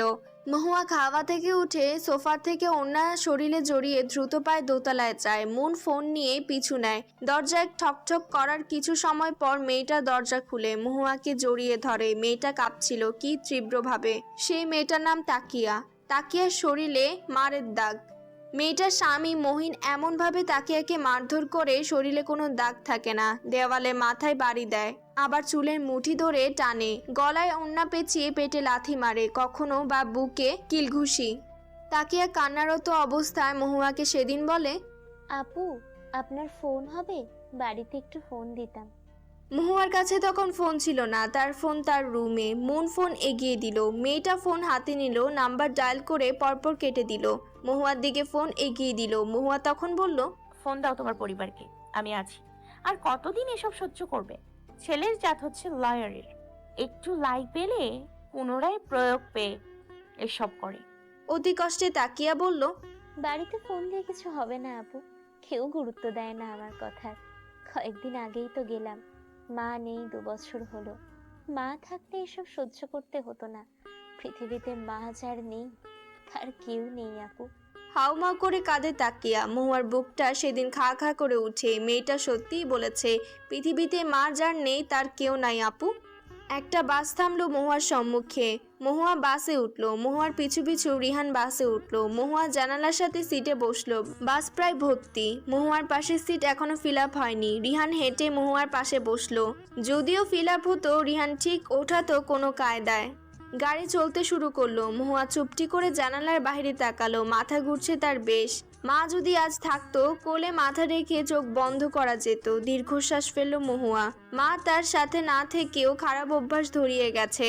হঠাৎ করে বাস থামাতে মহুয়ার পেট গুলিয়ে এলো। প্রচন্ড পরিমাণে ঘামছে মহুয়া। সূর্য মহুয়ার সাথে সাথে চলছে। রিহান ফট করে মহুয়ার মাথা বুকে নিয়ে নিল। অতঃপর বলল, চোখ বন্ধ করে রাখুন, ভালো লাগবে। কি বুঝদার ছেলেটা, কেমন করে বুঝে গেল তার শরীর খারাপ লাগছে, গা গোলাচ্ছে। মহুয়ার চোখে পানি এলো। প্রত্যেকটা মেয়ে তো এমন একজন পুরুষকে চায়, বলার আগে তার মনের গহীনে অব্যক্ত কথা আপনা আপনি বুঝে ফেলবে। মহুয়া চোখ বুজে রিহানের বুকে ঘাপটি মেরে রইল। রিহান তার জিন্সের পকেট থেকে সফেদ রুমাল বের করে। চিন্তিত অবস্থায় মহুয়ার ঘেমে একাকার মুখশ্রী মুছে দিতে লাগলো। এদিকে রিহানের শার্ট জুবুতুবু ঘেমে। চোখে মুখে ক্লান্তি দেখে ঠাউর করা যায় ছেলেটা বাসে যাতায়াত খুব একটা নেই, তবু সামান্য পরিমাণের ভ্রুক্ষেপ নেই রিহানের। মহুয়ার শরীর এখন একটু ঠিক লাগছে। ছোটবেলায় বদভ্যাসে লালন করে এলো এত দূর। বয়স 23 ঠেকলো, তবে স্বভাব 10 বছরের বাচ্চাই রয়ে গেল। রিহান বাসে উঠা হকারি থেকে ঠান্ডা মামের বোতল, সর্ষে আম, পেয়ারা মাখা স্প্রাইট কিনলো। মহুয়া বুকে মাথা রেখে চোখ বন্ধ রেখে দুজনের কথাবার্তা শুনছে। ছেলেটা পারেও বটে। মহুয়াকে নিজের বুক থেকে আগলা করে পানির বোতল খুলল রিহান। মহুয়ার পুনরায় মাথা ঘুরতে শুরু করলো। হাতের মুঠোয় পানি ঢেলে মহুয়াকে জানালার দিকে মুখ এনে পানি ছিটিয়ে দিতে নিলে মহুয়া ভোরকানো কণ্ঠে বলল, বাসের সিট ভিজে যাবে। কি করছেন? কন্ট্রাক্টর রেগে বাস থেকে দুজনকে নামিয়ে দেবে। এটা আপনার না ভাবলেও চলবে, আমায় ব্যাপারটি ভাবতে দিন। মহুয়ার কণ্ঠ মিলিয়ে এলো। ছেলেটা বড্ড একরোখা, জেদ বুঝি শরীরের রন্ধে রন্ধে। রিহান আবারও জানালার ধারে মহুয়ার মুখ এনে মুখে পানি দিল বেশ কয়েকবার। পানির ক্ষুদ্র কণা গলাদেশ বেয়ে জামার গলা ভিজে গেল, কানের কিনারা ভিজে গেল। রিহান ব্যস্ত হাতে রুমাল দিয়ে মুখ মুছল। চুল মুখ গলার রুমাল ঠেকাতে নিলে হাত থেমে গেল। মহুয়াকে আদেশ সুরে বলল, বাকিটুকু আপনি নিজ হাতে মুছুন। মহুয়া মুছে নিল। রিহানের কোলে থাকা আম পেয়ারা মাখা পানির বোতল স্প্রাইট মহুয়ার হাতে এগিয়ে বলল, নিন, কিছু খান, আপনার ভালো লাগবে। মহুয়া রিহানের দিকে তাকালো। চোখ যুগলে আজ ক্রোধ নেই। মহুয়া রিহানের হাত থেকে শুধু পানির বোতল নিল, অতঃপর কয়েক ঢোক খেয়ে নিল। রিহান গম্ভীর সুরে বলল, আমার পেয়ারা মাখা খাবেন না? মহুয়া চোখ মুখ খিচে কাঠিন্য কণ্ঠে বলল, না। কেন? কজ আমি প্রেগনেন্ট না। রিহানের চোখ মুখ অস্বাভাবিক হলো। অবাক কণ্ঠে বলল, টক খেতে বুঝি প্রেগনেন্ট হতে হয়? মহুয়ার দৃষ্টি তীক্ষ্ণ করলো। লজিকটা একেবারে খাপছাড়া হয়ে গেছে। কি হতো যদি এক বাক্যে রিহানকে বলে দিত, আমি খাবো না রিহান, তাহলেই তো হতো। কি দরকার ছিল শুধু শুধু লজিক দেখানোর? মনে মনে মহুয়া নিজেকে গালবন্ধ করতে লাগলো। বিরক্ত মুখ করে ফেসবুকে চ্যাটিং করছে তুমিন। তার আজ পৃথিবীর সবকিছু বিরক্ত লাগছে। মুনকে নিয়ে সে আজ বেশ চিন্তিত। 2 বছর হতে লাগলো মুনকে সে পটাতে, অর্থাৎ রিলেশনে রাজি করাতে পারল না। 1 বছর আগে ফোনে কেঁদে ইমোশনাল টোটকা হসপিটালে ভর্তির মিথ্যা নাটক করে অস্ট্রেলিয়া থেকে রিহানকে বাংলাদেশে আনলো। ভাইয়ের প্রতি তুমিনের বিশ্বাস ছিল তার প্রগাঢ়। ভাই আসলে নিশ্চয়ই কিছু একটা তার জন্য করবে, কিন্তু তার সব আশাতেই ঠান্ডা বরফ পানি ঢেলে দেয় রিহান। শ্রীপুর বাঘের বাজারে নামলো মহুয়া রিহান। এখান থেকে ডানের রাস্তায় 10 মিনিট হাঁটলে বঙ্গবন্ধু সাফারি পার্কের দেখা মিলবে। মহুয়া বাঘের বাজারে এক কিনারায় দাঁড়িয়ে হ্যান্ডব্যাগ থেকে ফোন বের করে কল লাগালো তার অ্যাসিস্ট্যান্ট স্বপ্নাকে। স্বপ্নার বোনের বাড়ি এখানে। মহুয়া চেয়েছিল এখানে 2 দিনের জন্য হোটেল বুক করবে, কিন্তু স্বপ্না মহুয়াকে বলে, দিনকাল ভালো না ম্যাম, আমার শ্রীপুরে বোনের বাড়ি, সেখানে বরং আপনি থাকুন 2 দিন, অসুবিধা হবে না, আমি কল করে বলি। সকল কিছু বিবেচনা করে মহুয়া স্বপ্নের প্রস্তাবে রাজি হয়। আজ প্রথমে তার বোনের বাড়ি গিয়ে ফ্রেশ হবে, তারপরে তদন্ত করতে বের হবে ভেবে রাখে মহুয়া। রিহানের দিকে এক পলক তাকালো সে। সে না হয় স্বপ্নার বোনের বাড়িতে থাকবে, কিন্তু রিহান ফিরে যাবে কি? স্বপ্না ফোন ধরার সাথে আওড়ায়, 1 ঘন্টা আগে আমার বোনের শাশুড়ি মারা গেছে ম্যাম। সে এখন অবস্থান করছে নীলফামারীতে। মহুয়ার কপালে ভাঁজ পড়ল। মৃত্যু হচ্ছে প্রত্যেকটা মানবীর জন্য ধার্য। একদিন এই পৃথিবীর মায়া ত্যাগ করতেই হবে। এই কথার উপর কিছুই বলা যায় না। মহুয়া ধীর গতিতে বলল, সমস্যা নেই, দেখছি আমি কি করা যায়। মহুয়া ফোন কেটে ব্যাগে ঢুকিয়ে রাখলো। গভীর চিন্তায় মগ্ন থেকে ভাবতে লাগলো কি করবে এখন। দুদিনের তদন্ত একদিনে করে বাড়ি যাবে, তাহলে যে অনেক রাত হবে। দ্বিধাদ্বন্দ্ব থেকে সিদ্ধান্ত নিল আজকেই এই তদন্ত শেষ করে বাড়ি যাবে, যতই রাত হোক। রাত এখন 3টা। মহুয়া তার বেডরুমে পায়চারি করছে, মাথায় মগজ ধপধপ করছে। শ্রীপুর থেকে 1 ঘন্টা আগে বাসায় ফিরেছে সে। শ্রীপুরের সবটা সময় রিহান তার সঙ্গে ছায়ার মতো ছিল। সারাদিনের এত জার্নির পর রাতে ঘুমানোর কথা থাকলেও সে ঘুমাতে পারছে না। সৈয়দ রহমানের পরিবারের সাথে কথা বলেছে সে আজ সামনাসামনি। বাড়ির কাউকে সন্দেহ না করলেও সৈয়দ রহমানের ছেলে সাব্বিরের উপর মহুয়ার সন্দেহ অঢেল জেগেছে। ছেলেটা আদালতে সাক্ষী দিয়েছিল তার বাবাকে খুন করার দিন সে ঢাকায় গিয়েছিল কাজের সূত্রে, কিন্তু আজ মহুয়া এখন পুনরায় প্রশ্ন তাকে করে। সে বলে বাবার খুনের দিন গাজীপুরের কালিয়াক্কের ছিল। দুরকম কথা। মহুয়ার বিশ্বাস মতিউর নির্দোষ, তাকে ফাঁসানো হচ্ছে। এটা তো হয়ে আসছে বহু যুগ থেকে। খুনি অন্যায় করে পার পেয়ে যায় আর নির্দোষের হয় সশ্রম কারাদণ্ড কিংবা ফাঁসি। কোন দিক থেকে প্রমাণ সংগ্রহ করবে? কুলকিনারা আজ মহুয়া খুঁজে পাচ্ছে না, সব জট পাকিয়ে যাচ্ছে। ফোন বেজে উঠল মহুয়ার তড়িৎ গতিতে। মহুয়ার ভ্রু কুঁচকে এলো। এত রাতে কে তাকে ফোন করবে? এত কিছু না ভেবে বিছানা থেকে ফোন রিসিভ করলো। ওপার থেকে কণ্ঠ ভেসে এলো, আপনার ধারণা ঠিক মহুয়া, মতিউর চাচা নির্দোষ। সম্পত্তির জন্য তাকে খুন করা হয়েছে। আপনার ফেসবুকের ইনবক্সে আমি একটি ভিডিও সেন্ড করেছি। আশা করা যায় এই কেস নিয়ে আপনার আর মাথা ঘামাতে হবে না, না আপনার ঘুম নষ্ট করতে হবে। রিহানের কণ্ঠস্বর। মহুয়া কলে থেকে তার আইডির মেসেঞ্জারে ঢুকলো। 3 মিনিটের একটি ভিডিও। ঘুটঘুটে নিকোষ কালো অন্ধকার রুমে সাব্বির চেয়ারে বাঁধা অবস্থায় বসে আছে। শুধু যে বসেই আছে তা না, গগন চিৎকারে সে মত্ত। পুলিশ এলোপাতারি সাব্বিরকে আঘাত করছে। সাব্বির বারংবার আহাজারি করে বলছে, আর মারবেন না স্যার, আমার আর সহ্য হচ্ছে না, প্লিজ আমাকে ছেড়ে দিন। পুলিশ বলছে, তাহলে সবটা স্বীকার কর, তোর বাবাকে কিভাবে মেরেছিস। সাব্বির কোনো মতে কিছুই স্বীকার করছে না। পুলিশ ক্রোধিত চোখ মুখে পুনরায় তাকে প্রহার করলো। সাব্বির চিৎকার করে বলল, আমি মেরেছি আমার বাবাকে। হ্যাঁ, সৈয়দ রহমানকে আমি খুন করেছি। তিনি সম্পদের ভাগ কিছুতে দিতে চাচ্ছিলেন না, তাই গলা টেপে মেরে দেই, যাতে সে মরার পর জমিজমা সব ভাগ হয়। বেঁচে থাকলে এটা কোনোভাবেই সম্ভব হতো না। এতটুকু ভিডিও, তবু মহুয়ার উষ্ঠে ফুটে উঠল প্রাণোচ্ছল হাসি। চোখে মুখের চিন্তার ছাপ মুহূর্তে গায়েব হলো। একটা পরিবার বেঁচে যাবে, মতিউর বেকসুর খালাস পাবে। এর থেকে আনন্দের কিছু হয় নাকি? মহুয়ার খুব ইচ্ছে জাগছে রিহানকে বড় করে থ্যাংক ইউ বলতে। এখন অবশ্য লজ্জাও লাগছে। ছেলেটার সাথে সে কখনো সুন্দর করে দুটি মিষ্টি কণ্ঠে কথা বলেনি। যতবার বলেছে গম্ভীর কটমট ক্রোধ স্বরে। ক্রোধের দেখা আজ মিলছে না মহুয়ার। না হলে কটমট করে গম্ভীর কণ্ঠে শুধানো যেত, থ্যাংক ইউ। পুনরায় ফোনের ওপাশ থেকে রিহান সহজ কণ্ঠে বলে উঠল, আপনার থ্যাংক ইউ এর চেয়ে আপনার হাসিটা আমার কাছে মহামূল্যবান, যা আপনি আমায় অলরেডি দিয়ে ফেলেছেন। মহুয়ার উষ্টের 2 প্রান্ত প্রসারিত হলো। কারণ ছাড়া মহুয়া আজ হাসছে চওড়া হাসি। গালের দুদিক আজ লাল আভা ছড়াচ্ছে। মহুয়া ফোন কানে রেখে আয়নার সামনে গেল। তার আজ ভীষণ লজ্জা লাগছে। কারণ কি রিহান? নিজের মনের গোপন মোলায়েম সত্যাকে মহুয়া লুকায়িত করে রিহানকে কাটকাট কণ্ঠে বলল, এত রাতে ফোন করেছেন কেন? ঘুম নেই? সারাদিন কি মাছির মতো ভনভন করতে থাকে? রিহান শব্দ করে হেসে উঠল। এত রাতে এই হাসির আওয়াজ শুনলে যে কেউ ধরে নিবে রাতে ভূত হাসছে। মহুয়ার কাটকাট কণ্ঠ মুহূর্তে মিলিয়ে এলো। সে আবারও কঠিন মানবী হওয়ার প্রয়াস করলো। বলতে চাইলো, এভাবে হাসবেন না, মাথায় পেইন হয়। তবে তার কাঠখোর রিহানের হাসিতে পুড়ে অঙ্গার হলো। এত মাধুর্যে ঠাসা হাসিকে কি কটু কথা বলা যায়? যায় না। মহুয়ার সব ক্রোধ হাওয়ায় মিশে গেল। কণ্ঠে এলো শীতলতা। শীতল কণ্ঠে বলল, অনেক রাত হয়েছে, ঘুমান, আর আমাকেও ঘুমাতে দিন। এই প্রথম রিহানকে এত শীতল স্বরে মহুয়া কিছু বলল। রিহানের বুক ধীপ ধীপ শব্দ করে উঠল। রিহান বুকের বাঁ পাশে হাত রেখে বলল, আপনি আপনি আমার কবে হবেন মহুয়া? মহুয়ার হৃদযন্ত্রের ক্রিয়ার গতি বেড়ে গেল। ধপাস ধপাস শব্দ করছে। বারংবার রিহানের কথায় লজ্জায় মিলিয়ে যাচ্ছে। মুচকি মুচকি হাসছে। গালে লাল আভা ছড়াচ্ছে। এটা কি প্রেমে পড়ার প্রথম ধাপ? মহুয়ার আশঙ্কা হলো, রিহান নামক মানবের প্রেমে কি অবশেষে পড়েই গেল? তাহলে তো ভয়ঙ্কর ব্যাপার স্যাপার।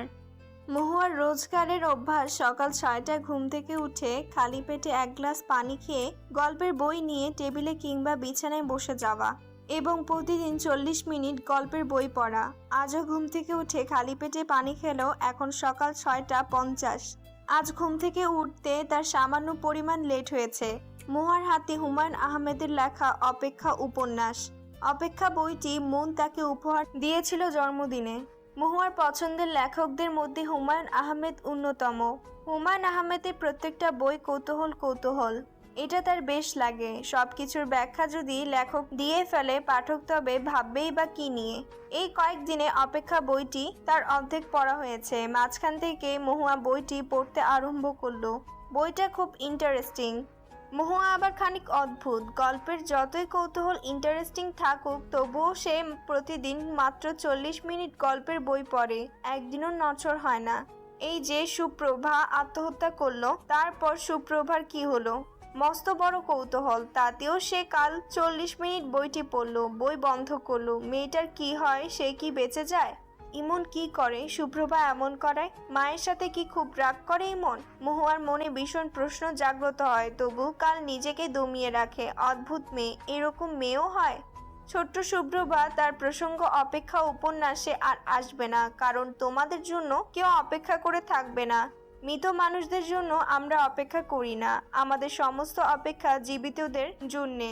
এই চরম সত্যটি না জেনেও তুমি হারিয়ে গেলে। এই কয়েকটা লাইন পড়তে মহুয়ার বুকে চিনচিন ব্যথা আরম্ভ হলো। চোখ পানিতে টলমল করছে। সুপ্রভার মৃত্যু সে মানতে পারছে না। তার অবুঝ মন বারবার বলছে, কেন কেন মানুষ মৃত্যু মানুষের অপেক্ষা করে না? মহুয়া জোরে জোরে নিঃশ্বাস ফেলে বইটা বন্ধ করে নিল। যদিও আজ মাত্র 10 মিনিট হয়েছে বই নিয়ে বসেছে। রিহান এখনো বিছানা থেকে উঠেনি। বড্ড ক্লান্ত লাগছে তাকে। রিহানের রুমে ঘুরঘুর করছে তুমিন। ভাইকে শেষবার ম্যানেজ করার চেষ্টা। রিহান চোখ বন্ধ থাকা অবস্থায় তুমিনের অস্তিত্ব অনুভব করতে পারছে। তুমিনকে আজও চিন্তিত লাগছে। সে ধপ করে রিহানের পায়ের কাছে বসে বলল। রিহানের কপালে ভাঁজ পড়ল, তবুও চোখ খুলল না।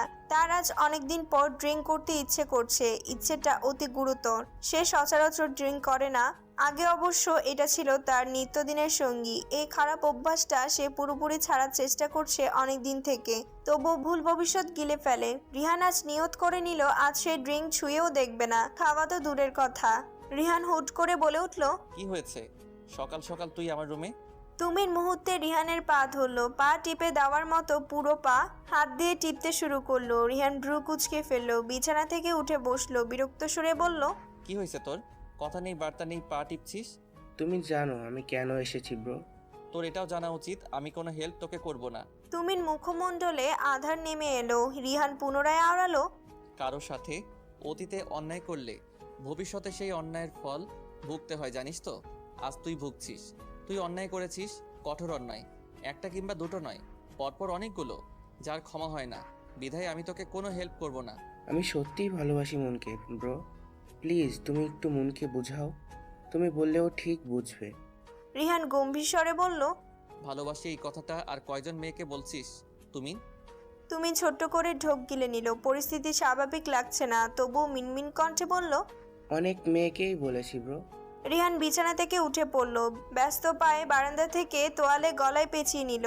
তুমির বেকুল হয়ে ভাইয়ের দিকে তাকিয়ে। রিহান ওয়াশরুমে ঢোকার আগে গম্ভীর কণ্ঠে বলল, কত মেয়েকে তুই ভালোবাসি কথাটা বলেছিস, আজ যে মিথ্যা বলছিস না। তুই মুনকে যে সত্যি ভালোবাসিস আমি বিশ্বাস কিভাবে করব? তুই মুনকে অন্য সব মেয়েদের মতো ছুঁড়ে ফেলবি না? তার তো কোনো নিশ্চয়তাও তোর কাছে নেই। তুই যেমন আমার ভাই, মুন আমার ছোট বোন। আমি ভাই হয়ে কখনো চাইবো না আমার বোন অসুখী থাকুক, খারাপ থাকুক, দূরে থাকুক মনের থেকে। এইবার অন্যায় করলে তুই ছাড় পাবি না, মনে রাখ। বাড়ি থেকে খবর এলো তুমিন বিষ খেয়েছে। রিয়ান সে সময় বিদেশে অবস্থান করছিল। বাবার সাথে এতটাই তার মনোমালিন্য বেড়ে গিয়েছিল যে রিহান ভুলে গিয়েছিল বাংলাদেশে তার বাড়ি আছে, ঘর আছে, মা আছে, ভাই আছে। সেই রাতে রিহান বাংলাদেশে এলো। এয়ারপোর্ট হতে সোজা হসপিটালে গেল। তুমিন চোখ বন্ধ করে সফেদ রঙের বিছানায় শুয়েছিল। ছবি আফরোজের ছেলের পাশে বসেছিলেন। রিহান দরজা ঠেলে কক্ষে প্রবেশ করলো। রিহানকে দেখা মাত্রই ছবি বিছানা থেকে উঠে রিহানকে জড়িয়ে ধরে কেঁদে ফেললেন। কতদিন কত বছর পর তার দুধের বাচ্চার সাথে দেখা। বারংবার রিহানের কপাল হাতালেন, চুল হাতালেন, ললাটে চুমু খেলেন। পুনরায় চুমু খেয়ে বললেন, আমার বাচ্চা। রিহান অশ্রুসিক্ত চোখে মায়ের দিকে তাকালো। ছোট থেকে ছবি ছেলেকে দুধের বাচ্চা বলে ডাকে, এতে অবশ্য রিহান আগে লজ্জা পেত। ইন্টারে উঠে তখনও দুধের বাচ্চা বলে মা তাকে ডাকে। এই নিয়ে বন্ধুমহল তাকে কি যে খ্যাপাতো। রিহান মায়ের প্রতি রাগ হতো। পৃথিবীতে কত সুন্দর সুন্দর নাম আছে, তবু মা কেনই বা দুধের বাচ্চা বলে ডাকতে হবে? খোকা বাবুও তো বলতে পারে। তবে কালের ভেদে এখন রিহান বুঝতে সক্ষম, প্রত্যেকটা মায়ের কাছে সন্তান আজীবন শিশুই থাকে, মায়ের চোখে বড় হয়ে ওঠে না। উৎকণ্ঠার স্বরে শুধালো রিহান, বড্ড ক্লান্ত লাগছে তোমাকে আম্মু। নিশ্চয়ই সারাদিন না খেয়ে হসপিটালে ঘাপটি মেরে বসে আছো। এভাবে চললে তো অসুস্থ হয়ে যাবে। ছবি সকাল থেকে তুমিনের সঙ্গে শাসন করার মতো একমাত্র মহিদুল মির্জা ছিলেন। তিনি দুদিন আগে চিটাগং গিয়েছেন। ছবি ছেলের কথায় হাসলেন, ছেলের চুল এলোমেলো করে শুধালেন, এখন তুই এসে গেছিস, আর এমনটা হবে না। সবটা এবার নিজ হাতে তুই দেখবি। মাকে বুঝিয়ে বাড়ি পাঠালো রিহান। স্থির পা গতিশীল করে তুমিনের পাশে বসে তুমিনের চোখ মুখ উজ্জ্বল তখন। সে জানতো বুঝি তার এমন কথা শুনলে তার ভাই আসবে। রিহান গম্ভীর কণ্ঠে আওড়ালো, এমনটা করার কারণ কি আমাকে বলা যায় তুমিন? কি এমন হলো যে তুই আত্মহত্যা করতে গেলি? তুমিনের উষ্ঠে খুশির অস্তিত্ব মিলল। সে গদগদ করে বলল, আমি একটা মেয়েকে ভালোবাসি ব্রো। মেয়েটা আমায় পাত্তা দেয় না, বরং হুমকি দেয়। ডিস্টার্ব করলে আমার নামে মামলা করবে। তার বড় বোন আবার অ্যাডভোকেট। কিছুতেই মেয়েটাকে আমি মানাতে পারছিলাম না, বিধায়। মনোযোগ সহকারে রিহান তুমিনের কথাগুলো শুনল। রিহানের একটা ব্যাপার বোধগম্য হলো না, মেয়েটা তুমিনকে পাত্তা দিবে না। সে তো দেখতে সুদর্শন, ভালো পরিবার, তবে কেন রিজেক্ট করেছে তুমিনকে? রিহান ভাইকে সান্ত্বনা দিয়ে বলল, চিন্তা করিস না, তুই সুস্থ হয়ে নে, তারপর দুজনে যাব আমি মেয়েটার সাথে দেখা করতে। মেয়েটার নাম কি? মুন। বাইরে চেঁচামেচির আওয়াজ হসপিটালের কক্ষ এসে উপচে পড়ছে। রিহানের ভ্রু কুঁচকে এলো। স্থির হয়ে 10 মিনিটও তুমিনের সাথে কথা হলো না। পর মাঝে হট্টগোল। রিহান বসা থেকে উঠে কক্ষের ভেতর থেকে বলল, কি হয়েছে? এত চেঁচামেচির আওয়াজ আসছে কেন? তুমিনের কক্ষের বাইরে সিকিউরিটি গার্ড দাঁড়িয়েছিল। কোথা থেকে কোন বিপদ আসে বলা যায় না, বিদায় মহিদুল মির্জা দূরে থেকে ছেলের কক্ষে সিকিউরিটির ব্যবস্থা করেন। একটা মেয়ে দাঁড়িয়ে কক্ষের বাহিরে। গার্ড রেগে মেগে নম্র কণ্ঠে বলল, এই মেয়ে তুমিন স্যারের সাথে দেখা করতে যাচ্ছিল, আমি দিচ্ছিলাম না, তাই চেঁচামেচি শুরু করে দিয়েছে। রিহান মেয়ের দিকে তাকালো, গম্ভীর স্বরে বলল, নাম কি? সাথী। রিহান তার সাথীর সাথে কথা বাড়ালো না, ব্যস্ত পায়ে তুমিনের কক্ষে ঢুকে গেল। তুমিনকে বলল, সাথীকে? তুমিন? কি হয় তোর? তুমিন ভয় পেয়ে গেল প্রায়, তোতলানো কণ্ঠে বলল, আমায় পছন্দ করতো ব্রো, আর কিছুই না। রিহানের সন্দেহ হলো, তবুও শান্ত কণ্ঠে বলল, আচ্ছা। এর মাঝে দিন কয়েক কেটে গেল। হসপিটাল থেকে তুমিনকে বাড়িতে নেওয়া হলো। এর মধ্যে রিহান তুমিনের ব্যাপারে খোঁজ খবর নিল। তার নামে বেশ কিছু কথা বেরিয়ে এলো। অনেক মেয়ের সাথে সম্পর্ক ছিল তুমিনের, অনেক মেয়ের সাথে টাইম পাসও সে করেছে, একটা সম্পর্কও টিকেনি। সাথী তার এক্স গার্লফ্রেন্ড। মেয়েটা তুমিনকে ভালোবাসতো, তবে সেসব দিয়ে রিলেশন টিকেনি। তবে গত 1 বছর থেকে তুমিন এসবে নেই। ভালো সংবাদ, রিহান এটাও জেনে গেল তুমিন আত্মহত্যা করেনি, সে মিথ্যা একটা নাটক করেছে তাকে বাংলাদেশে আনার জন্য। রিহানের রাগ করার হলেও রাগ করে না। তুমিনের মাঝে ভালো লক্ষণের দেখা মিলেছে। হয়তো মনের মাধ্যমেই তুমিনের জীবনের সুন্দর পরিবর্তন ঘটবে। তুমিনের সঙ্গে বের হলো রিহান। এমন হাবভাব তুমিনের ব্যাপারে সে কিছু জানেনি। রিহানের ইচ্ছে সে মনকে নিজ চোখে দেখবে। দেখা উচিত, যেই মেয়ে তার ভাইকে বাজাচ্ছে এইভাবে, তার সাথে দেখা না করে থাকা যায় আদৌ? মনির সাথে দেখা মিলল স্কুল গেটে। পাশে তার এক মেয়ে হাত ধরে। স্কুল ছুটির টাইম, সারি সারি ছেলে মেয়ের বের হচ্ছে স্কুল থেকে। রিহান গম্ভীর হয়ে চারিদিক অবকলন করে। তার ভাই বাচ্চা একটা মেয়ের প্রেমে পড়ল। স্কুল দেখে বুঝে গেল অল্প বয়স, তাই হয়তো মেয়েটা তুমিনকে প্রাধান্য দিচ্ছে না। মুন সবে গেট হতে বের হচ্ছিল, তুমিনকে দেখা মাত্র তার বড় বোন মহুয়াকে ফট করে বলল, আপু আপু দেখ, এই ছেলেই প্রতিদিন আমায় ডিস্টার্ব করে। বলে কি জানো, আমায় আমায় নাকি সে ভালোবাসে। আমায় নাকি সে ভালোবাসে? কথাটা উল্টে উল্টে বলল মুন। ভয়ে তুমিন ভাইয়ের পেছনে লুকালো। মহুয়া হনহন করে রিহানের পানে এলো। নাক কাঁপছে তার মৃদু। কটমট করে মহুয়া বলল, লজ্জা করে না? যেই বয়সে বিয়ে করে সংসার করার কথা, সেই বয়সে আপনি আমার বোনকে উত্ত্যক্ত করছেন, বেয়াদব ছেলে। রিহানের ললাটে ভাঁজ পড়ল। মুন যখন হাত দিয়ে তুমিনকে ইশারা করে, রিহান ছিল তুমিনের পিছন দিকটায়। তুমিন সরে যেতে রিহানকে তুমিন ভেবে বসে মহুয়া। অপলক চোখে মহুয়ার দিকে তাকিয়ে থাকে রিহান। এর আগে এমন রাগান্বিত কটমট স্বর কোনো মেয়ের থেকে এমন কথা শোনেনি। বিদেশি মেয়েদের কথা হয় মিষ্টি, কথা কথায় বেবি, ডার্লিং, সুইট হার্ট এইসব শুনে এসেছে, তবে মহুয়ার মাঝে ব্যতিক্রম কিছুর দেখা মিলল। রাগে রীতিমতো নাক কাঁপছে মেয়েটার, দুই আঁখি যুগলে আকাশ সম ক্রোধ, বুক ধিপ ধিপ শব্দ করে উঠল রিহানের। এ কি প্রেমে পড়ার ইঙ্গিত? ইদানিং মহুয়ার রিহানকে দেখলে লজ্জা লাগে, লজ্জায় গালে রক্তিম আভা ধারণ করে। এইটুকুতে সীমাবদ্ধ নেই, এখন তার রিহানের সাথে ঘন্টার পর ঘন্টা কথা বলতে ইচ্ছে করে। রিহানকে দেখলে এখন তার চোখে ক্রোধের অস্তিত্ব থাকে না, গলায় কঠোরতা আসে না, আসে শীতলতা। এছাড়াও সারাদিন নিজেই একা একা মুচকি হাসে। নিজের প্রতি মহুয়া ভীষণ চিন্তিত। রিহানের সামনে যেতেও এখন তার লজ্জা লাগে, ঠোঁট আপনা আপনি প্রসারিত হয়। এক প্রকার ভয় মহুয়া রিহানকে দিন 4 ধরে এড়িয়ে চলছে। রিহান ফোন করলে ধরছে না, যতই কঠোর চোখ মুখ করে রিহানের সামনে দাঁড়াক, রিহানকে দেখা মাত্র তার মাঝে তুমুল পরিবর্তন আসে আর ঘটে। মহুয়ার এরূপ ব্যবহারে রিহান ভীষণ অসন্তুষ্ট। এর একটা বিহিত আজ সে করবেই। জজ কোর্টের প্রথম গেটের সামনে এসে দাঁড়ালো রিহান। আজ সৈয়দ রহমানের মামলায় রায় বেরিয়েছে। মহুয়া এইবার মামলায় জিতেছে। একটু পরই বের হবে মহুয়া আদালত থেকে। তার কাজ শেষ করে আজ ধরবে মহুয়াকে, সেটাও হাতে নাতে। কংগ্রাচুলেশনস মহুয়া, আপনি কেসটা জিতে গেছেন। মহুয়ার সাথে হ্যান্ডশেক করতে করতে বলল সমীকরণ। মহুয়া হালকা এসে বলল, থ্যাংক ইউ মিস্টার সমীকরণ। কালো রঙের কোট এক হাতে নিয়ে অন্য হাতে ফাইল নিয়ে পুনরায় মহুয়া বলল, যেতে হবে এখন আমায় মিস্টার সমীকরণ, অন্য একদিন আমাদের কথা হবে। সমীকরণ দূর থেকে মহুয়ার যাওয়া দেখল। কোর্টে যতই মহুয়া তার বিপক্ষের উকিল হোক না কেন, মহুয়াকে তার ভীষণ ভালো লাগে। মহুয়া ব্যস্ত ভঙ্গিতে কোর্টের প্রথম গেটের একটু দূরে দেখলো রিহান দাঁড়িয়ে ফোনে কথা বলছে। মহুয়ার মুহূর্তে চেহারায় পরিবর্তন ঘটল, ঠোঁট প্রসারিত হলো। লজ্জা লাগছে তার কারণ ছাড়া। আজকেও সে রিহানের চোখ ফাঁকি দিল, কোর্টের দ্বিতীয় গেট দিয়ে বেরিয়ে গেল। মাইসান, কখনো গার্লফ্রেন্ডকে কিস করেছো? বলল মহিদুল। চ্যাপটা বোতল থেকে এক গ্লাস হুইস্কি নিয়ে পুনরায় পান করলো মহিদুল মির্জা। নেশা আজ তার একটু বেশিই চড়ে গেছে। রিহান তার ড্যাডের দিকে তাকালো, মুখ আধার করে বলল, আমার গার্লফ্রেন্ড নেই ড্যাড। মহিদুল মাতালো হেসে বলল, মহুয়াকে তাহলে মাইসান? মাই লাভ। গুড। তা কবে বিয়ে করছো, কিছু ভেবেছো? সময় হলেই করবো ড্যাড। রিহান চেয়ার ঠেলে উঠে দাঁড়ালো, মাথা তার ঘুরছে, স্থির পায়ে দাঁড়িয়ে থাকতে পারছে না, ঢোলাঢুলি করছে। টেবিলে থাকা ফোন জিন্সের পকেটে ঢুকিয়ে নিল। তুমিন ব্যস্ত পায়ে এসে রিহানকে ধরলো, তারপর বলল, কোথায় যাচ্ছ ব্রো এই অবস্থায়? তুমি ড্রাঙ্ক? তোর ভাবির কাছে আজ একটা হেস্তনেস্ত করেই ছাড়বো। ছাড়, আমায় যেতে দে। এইভাবে তো যেতে পারবে না, অনেক রাত হয়েছে। কালকে না হয় যেও। আমি এখনই যাব, হোক রাত, আই ডোন্ট কেয়ার। ড্রাইভারকে নিয়ে যাও, গাড়ি চালাতে পারবে না তুমি। আমি গাড়ি অবধি দিয়ে আসি। ওকে।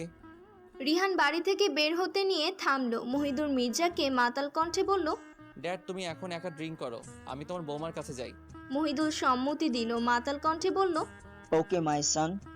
ঢুলু ঢুলু পায়ে গাড়ি থেকে নামলো রিহান। শব্দ করে গাড়ির দরজা লাগিয়ে এক পা দু পা করে এগিয়ে বলল, যাও বাড়ি যাও নবীন। নবীন ভীত কণ্ঠে বলল, ওকে স্যার। রিহান মহুয়ার ফ্ল্যাটের দরজার সামনে এলো। কেচি কেটে এখনো তালা দেওয়া হয়নি। রিহান দরজায় সব ভর দিয়ে হেলান দিয়ে দাঁড়িয়ে পকেট হাতড়ে ফোন বের করলো। মহুয়াকে কল লাগালো। একবার, দুবার, 3বারে মহুয়া ফোন রিসিভ করলো। মহুয়া কিছু বলার আগে রিহান মাতাল কণ্ঠে বলল, দরজা খুলুন। আমি আপনার বাড়ির দরজার সামনে, দরজা না খুললে ড্যাড দরজা ভেঙে আপনার বাড়িতে ঢুকবে। মহুয়া বিছানা থেকে উঠে বসলো, চোখ কুচলে অবাক স্বরে বলল, এত রাতে আপনি আমার বাসার সামনে কি করছেন? রিহান প্রতিউত্তর দিল না, টুপ করে ফোন কেটে দিল। মহুয়া কোনো দিশা না পেয়ে বিছানা থেকে উঠে সদর দরজায় এলো। দরজা খুললো। রিহান সঙ্গে সঙ্গে বাড়ির ভেতর হুমড়ি খেয়ে ঢুকে গেল।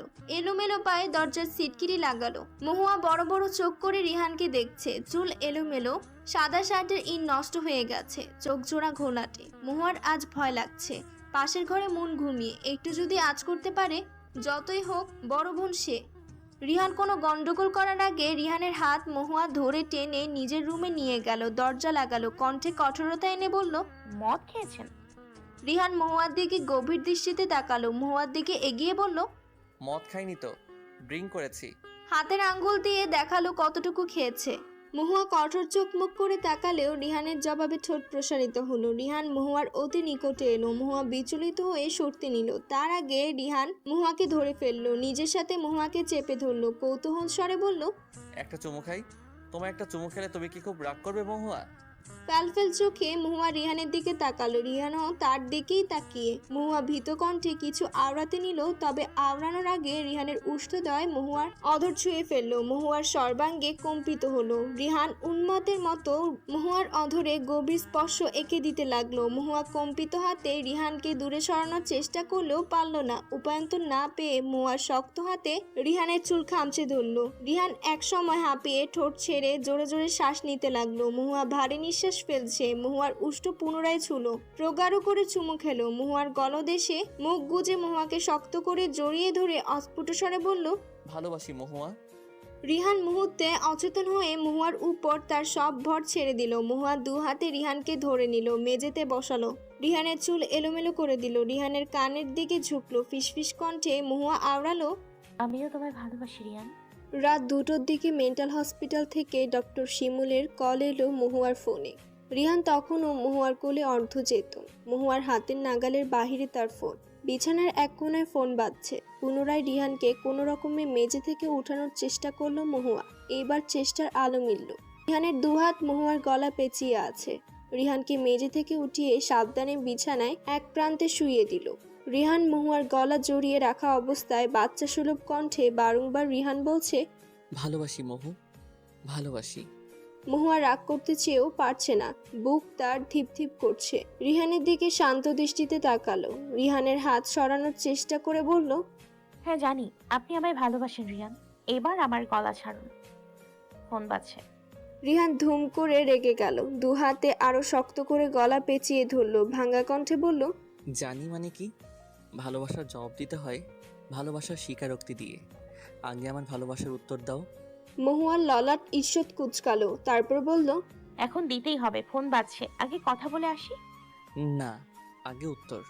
কঠোর কণ্ঠস্বর রিহানের। পকেট হাতড়ে রিহান ফোন বের করলো, ফোনের রেকর্ড অন করলো, তারপর বলল, বলো, আজ আমার ফোনও সাক্ষী থাকবে। যদি কখনো অস্বীকার করো, বলো, প্রমাণ দাও, তখন আমি তোমার ভয়েস রেকর্ড শোনাবো। রিহানের পাগলাময় পুনরায় মহুয়া মুচকি হাসলো। মহুয়া চেষ্টা করলো কণ্ঠে কঠোরতা আনতে, তবুও আজ পেরে উঠছে না। আমতা আমতা করে বলল মহুয়া, আমিও আপনাকে ভালোবাসি রিয়ান। রিহান ধীরদৃষ্টি মহুয়ার পানে নিবেদন করলো, ধমক সরে বলল, আপনাকে কি? হ্যাঁ, আপনাকে কি? তুমি বলো। এবারে মহুয়ার লজ্জা লাগছে। সে হুট করে হাতের আজলায় রিহানের দু চোখ ঢাকলো। রিহান উৎকণ্ঠা স্বরে বলল, কি করছো? মহুয়া প্রত্যুত্তরে কিছু না বলে চোখ ধরেই রিহানের কানের দিকে ঝুঁকে ফিসফিস কণ্ঠে ধীরে ধীরে বলল, আমিও তোমায় ভালোবাসি রিয়ান। রিহান চোখে হাসলো। উষ্টের দু প্রান্ত প্রসারিত হলো। মনের প্রশান্তিতে বুক শীতল হয়ে এলো। আহ্লাদি স্বরে বলল, তুমি কি আরেকবার বলবে এই কয়েকটা শব্দ মহু? মহুয়া রিহানের চোখের বাঁধন সরিয়ে দিল। পুনরায় ফিসফিস কণ্ঠে বলল, ভালোবাসি রিয়ান, আমিও তোমায় খুবই ভালোবাসি। উচ্ছ্বাসে রিহান গলা ছেড়ে মহুয়াকে ঝাপটে ধরল। খুশি খুশি কণ্ঠে বলল, ভালোবাসি, ভালোবাসি, ভালোবাসি আমি তোমায় মহু। সময় নিয়ে রিহান মহুয়াকে ছাড়লো। মহুয়া বসা থেকে উঠল, বিছানার আরেক প্রান্তে গিয়ে হাতে ফোন তুলে নিল। ডক্টর শিমুল। মহুয়া কল লাগালো। 1 মিনিটের মাথায় ফোন রিসিভ করলো। ওপাশ থেকে ডক্টর শিমুল বলল, কেমন আছো মাহুয়া? সব ঠিকঠাক আছে তো? বেশ যাচ্ছে। আপনার কি খবর আঙ্কেল? এত রাতে আপনার কল, মা ঠিক আছে তো? ভালো খবর আছে তোমার জন্য, তাই আর তোমাকে অপেক্ষা করাতে ইচ্ছা হলো না। তোমার মায়ের শরীরের কন্ডিশন এখন পুরোপুরি ভালো, 98% আদিও সুস্থ। তুমি চাইলে বাকিটুকু ট্রিটমেন্ট তোমার বাসায় থেকে করাতে পারো। এত বছর পর মায়ের সুস্থতার খবর পেয়ে মহুয়ার চোখ পানিতে ভরে গেল। কোন্দন কণ্ঠে আওড়ালো, সত্যি বলছেন আঙ্কেল, মা ঠিক হয়ে গেছে? আমার মা আমায় নাম ধরে ডাকবে, ভাত খাইয়ে দেবে, আমার সঙ্গে ঘুমাবে, আমার চুল বেঁধে দেবে? হ্যাঁ দিবে। এখন তুমি ঘুমাও, অনেক রাত হয়েছে, এখন আমার ভিজিটিং টাইম। আচ্ছা আঙ্কেল। মহুয়া ফোন কেটে টেবিলের উপর ফোন রেখে রিহানের দিকে এলো। রিহান আছোয়া, মহুয়ার দিকে ঘোলাটা চোখে তাকিয়ে। মহুয়া রিহানের পাশে এসে বসলো, তারপর বলল, তোমার ফোন কোথায় রেখেছো? রিহান বালিশের নিচ থেকে তার ফোন বের করলো, মহুয়ার দিকে এগিয়ে দিল। মহুয়া ফোন নিল না, বরং গম্ভীর মুখে বলল, তুমি ইনকে ফোন দাও। রিহান ব্রুকুচকে বলল, ঠিক আছে। রিহান কম্পিত হাতে তুমিনকে কল করলো। তুমিন সঙ্গে সঙ্গে ধরলো, তারপর বলল, কোথায় তুমি ব্রো? আমি এখনই তোমায় ফোন করতাম। ড্যাডের জন্য এতক্ষণ হয়ে ওঠেনি। রিহান উচ্চারণ করে কিছু বলতে নিল, মহুয়া তার থেকে ফোন কেড়ে নিয়ে তুমিনকে বিরক্তকর কণ্ঠে বলল, তুমি কোথায়? তুমি আমার বাসায় এখন আসতে পারবে? তুমিন ভোরকালো, তারপর বলল, বাসায় আছি ভাবি, আসতে পারবো। আচ্ছা, সঙ্গে গাড়ি নিয়ে এখন এসো। রিহানের কাছে ফোন এগিয়ে দিল মহুয়া। রিহান ফোন হাতে নিয়ে কৌতূহল কণ্ঠে বলল, তুমিনকে এখন আসতে বললে কেন? তোমার বাড়ি নিয়ে যাবে তাই। রিহান মুখ তেতো করে বলল, না, আমি যাব না। কি করবে তাহলে এখানে? তোমার সাথে সারা রাত জেগে গল্প করব। না, এখন তুমি বাড়ি গিয়ে রেস্ট করবে। রিহান হুট করে প্রশ্ন করলো, অভিমান কণ্ঠে বলল, আজকে আমার জন্মদিন ছিল মোহু, তুমি আমায় কোনো গিফট দিলে না। তোমার ড্যাড পার্টি দিয়েছে আজ তোমার জন্মদিন উপলক্ষে, বেশ বড়সড় করেই। অনেক গিফট এসছে, তারপরেও তোমার আমার থেকে গিফট আদায় করতে হবে। ওইসব গিফট আমার চাই না, আমার তোমার থেকে গিফট চাই, সেটাও এখন। দেওয়ার মতো মহুয়ার কাছে এখন কিছু নেই। আজকের এই দিনটাতে রিহানকে কষ্ট দিতে মন সায় দিল না মহুয়ার। বিদায় মহুয়া রিহানের ললাটের মধ্যভাগে ছোট্ট করে চুমু খেলো। রিহানের চুল এলোমেলো করে দিয়ে চিন্তিত কণ্ঠে বলল, হয়েছে, এবার গুড বয়ের মতো বাড়ি গিয়ে রেস্ট করবে। বড্ড ক্লান্ত লাগছে তোমাকে রিয়ান।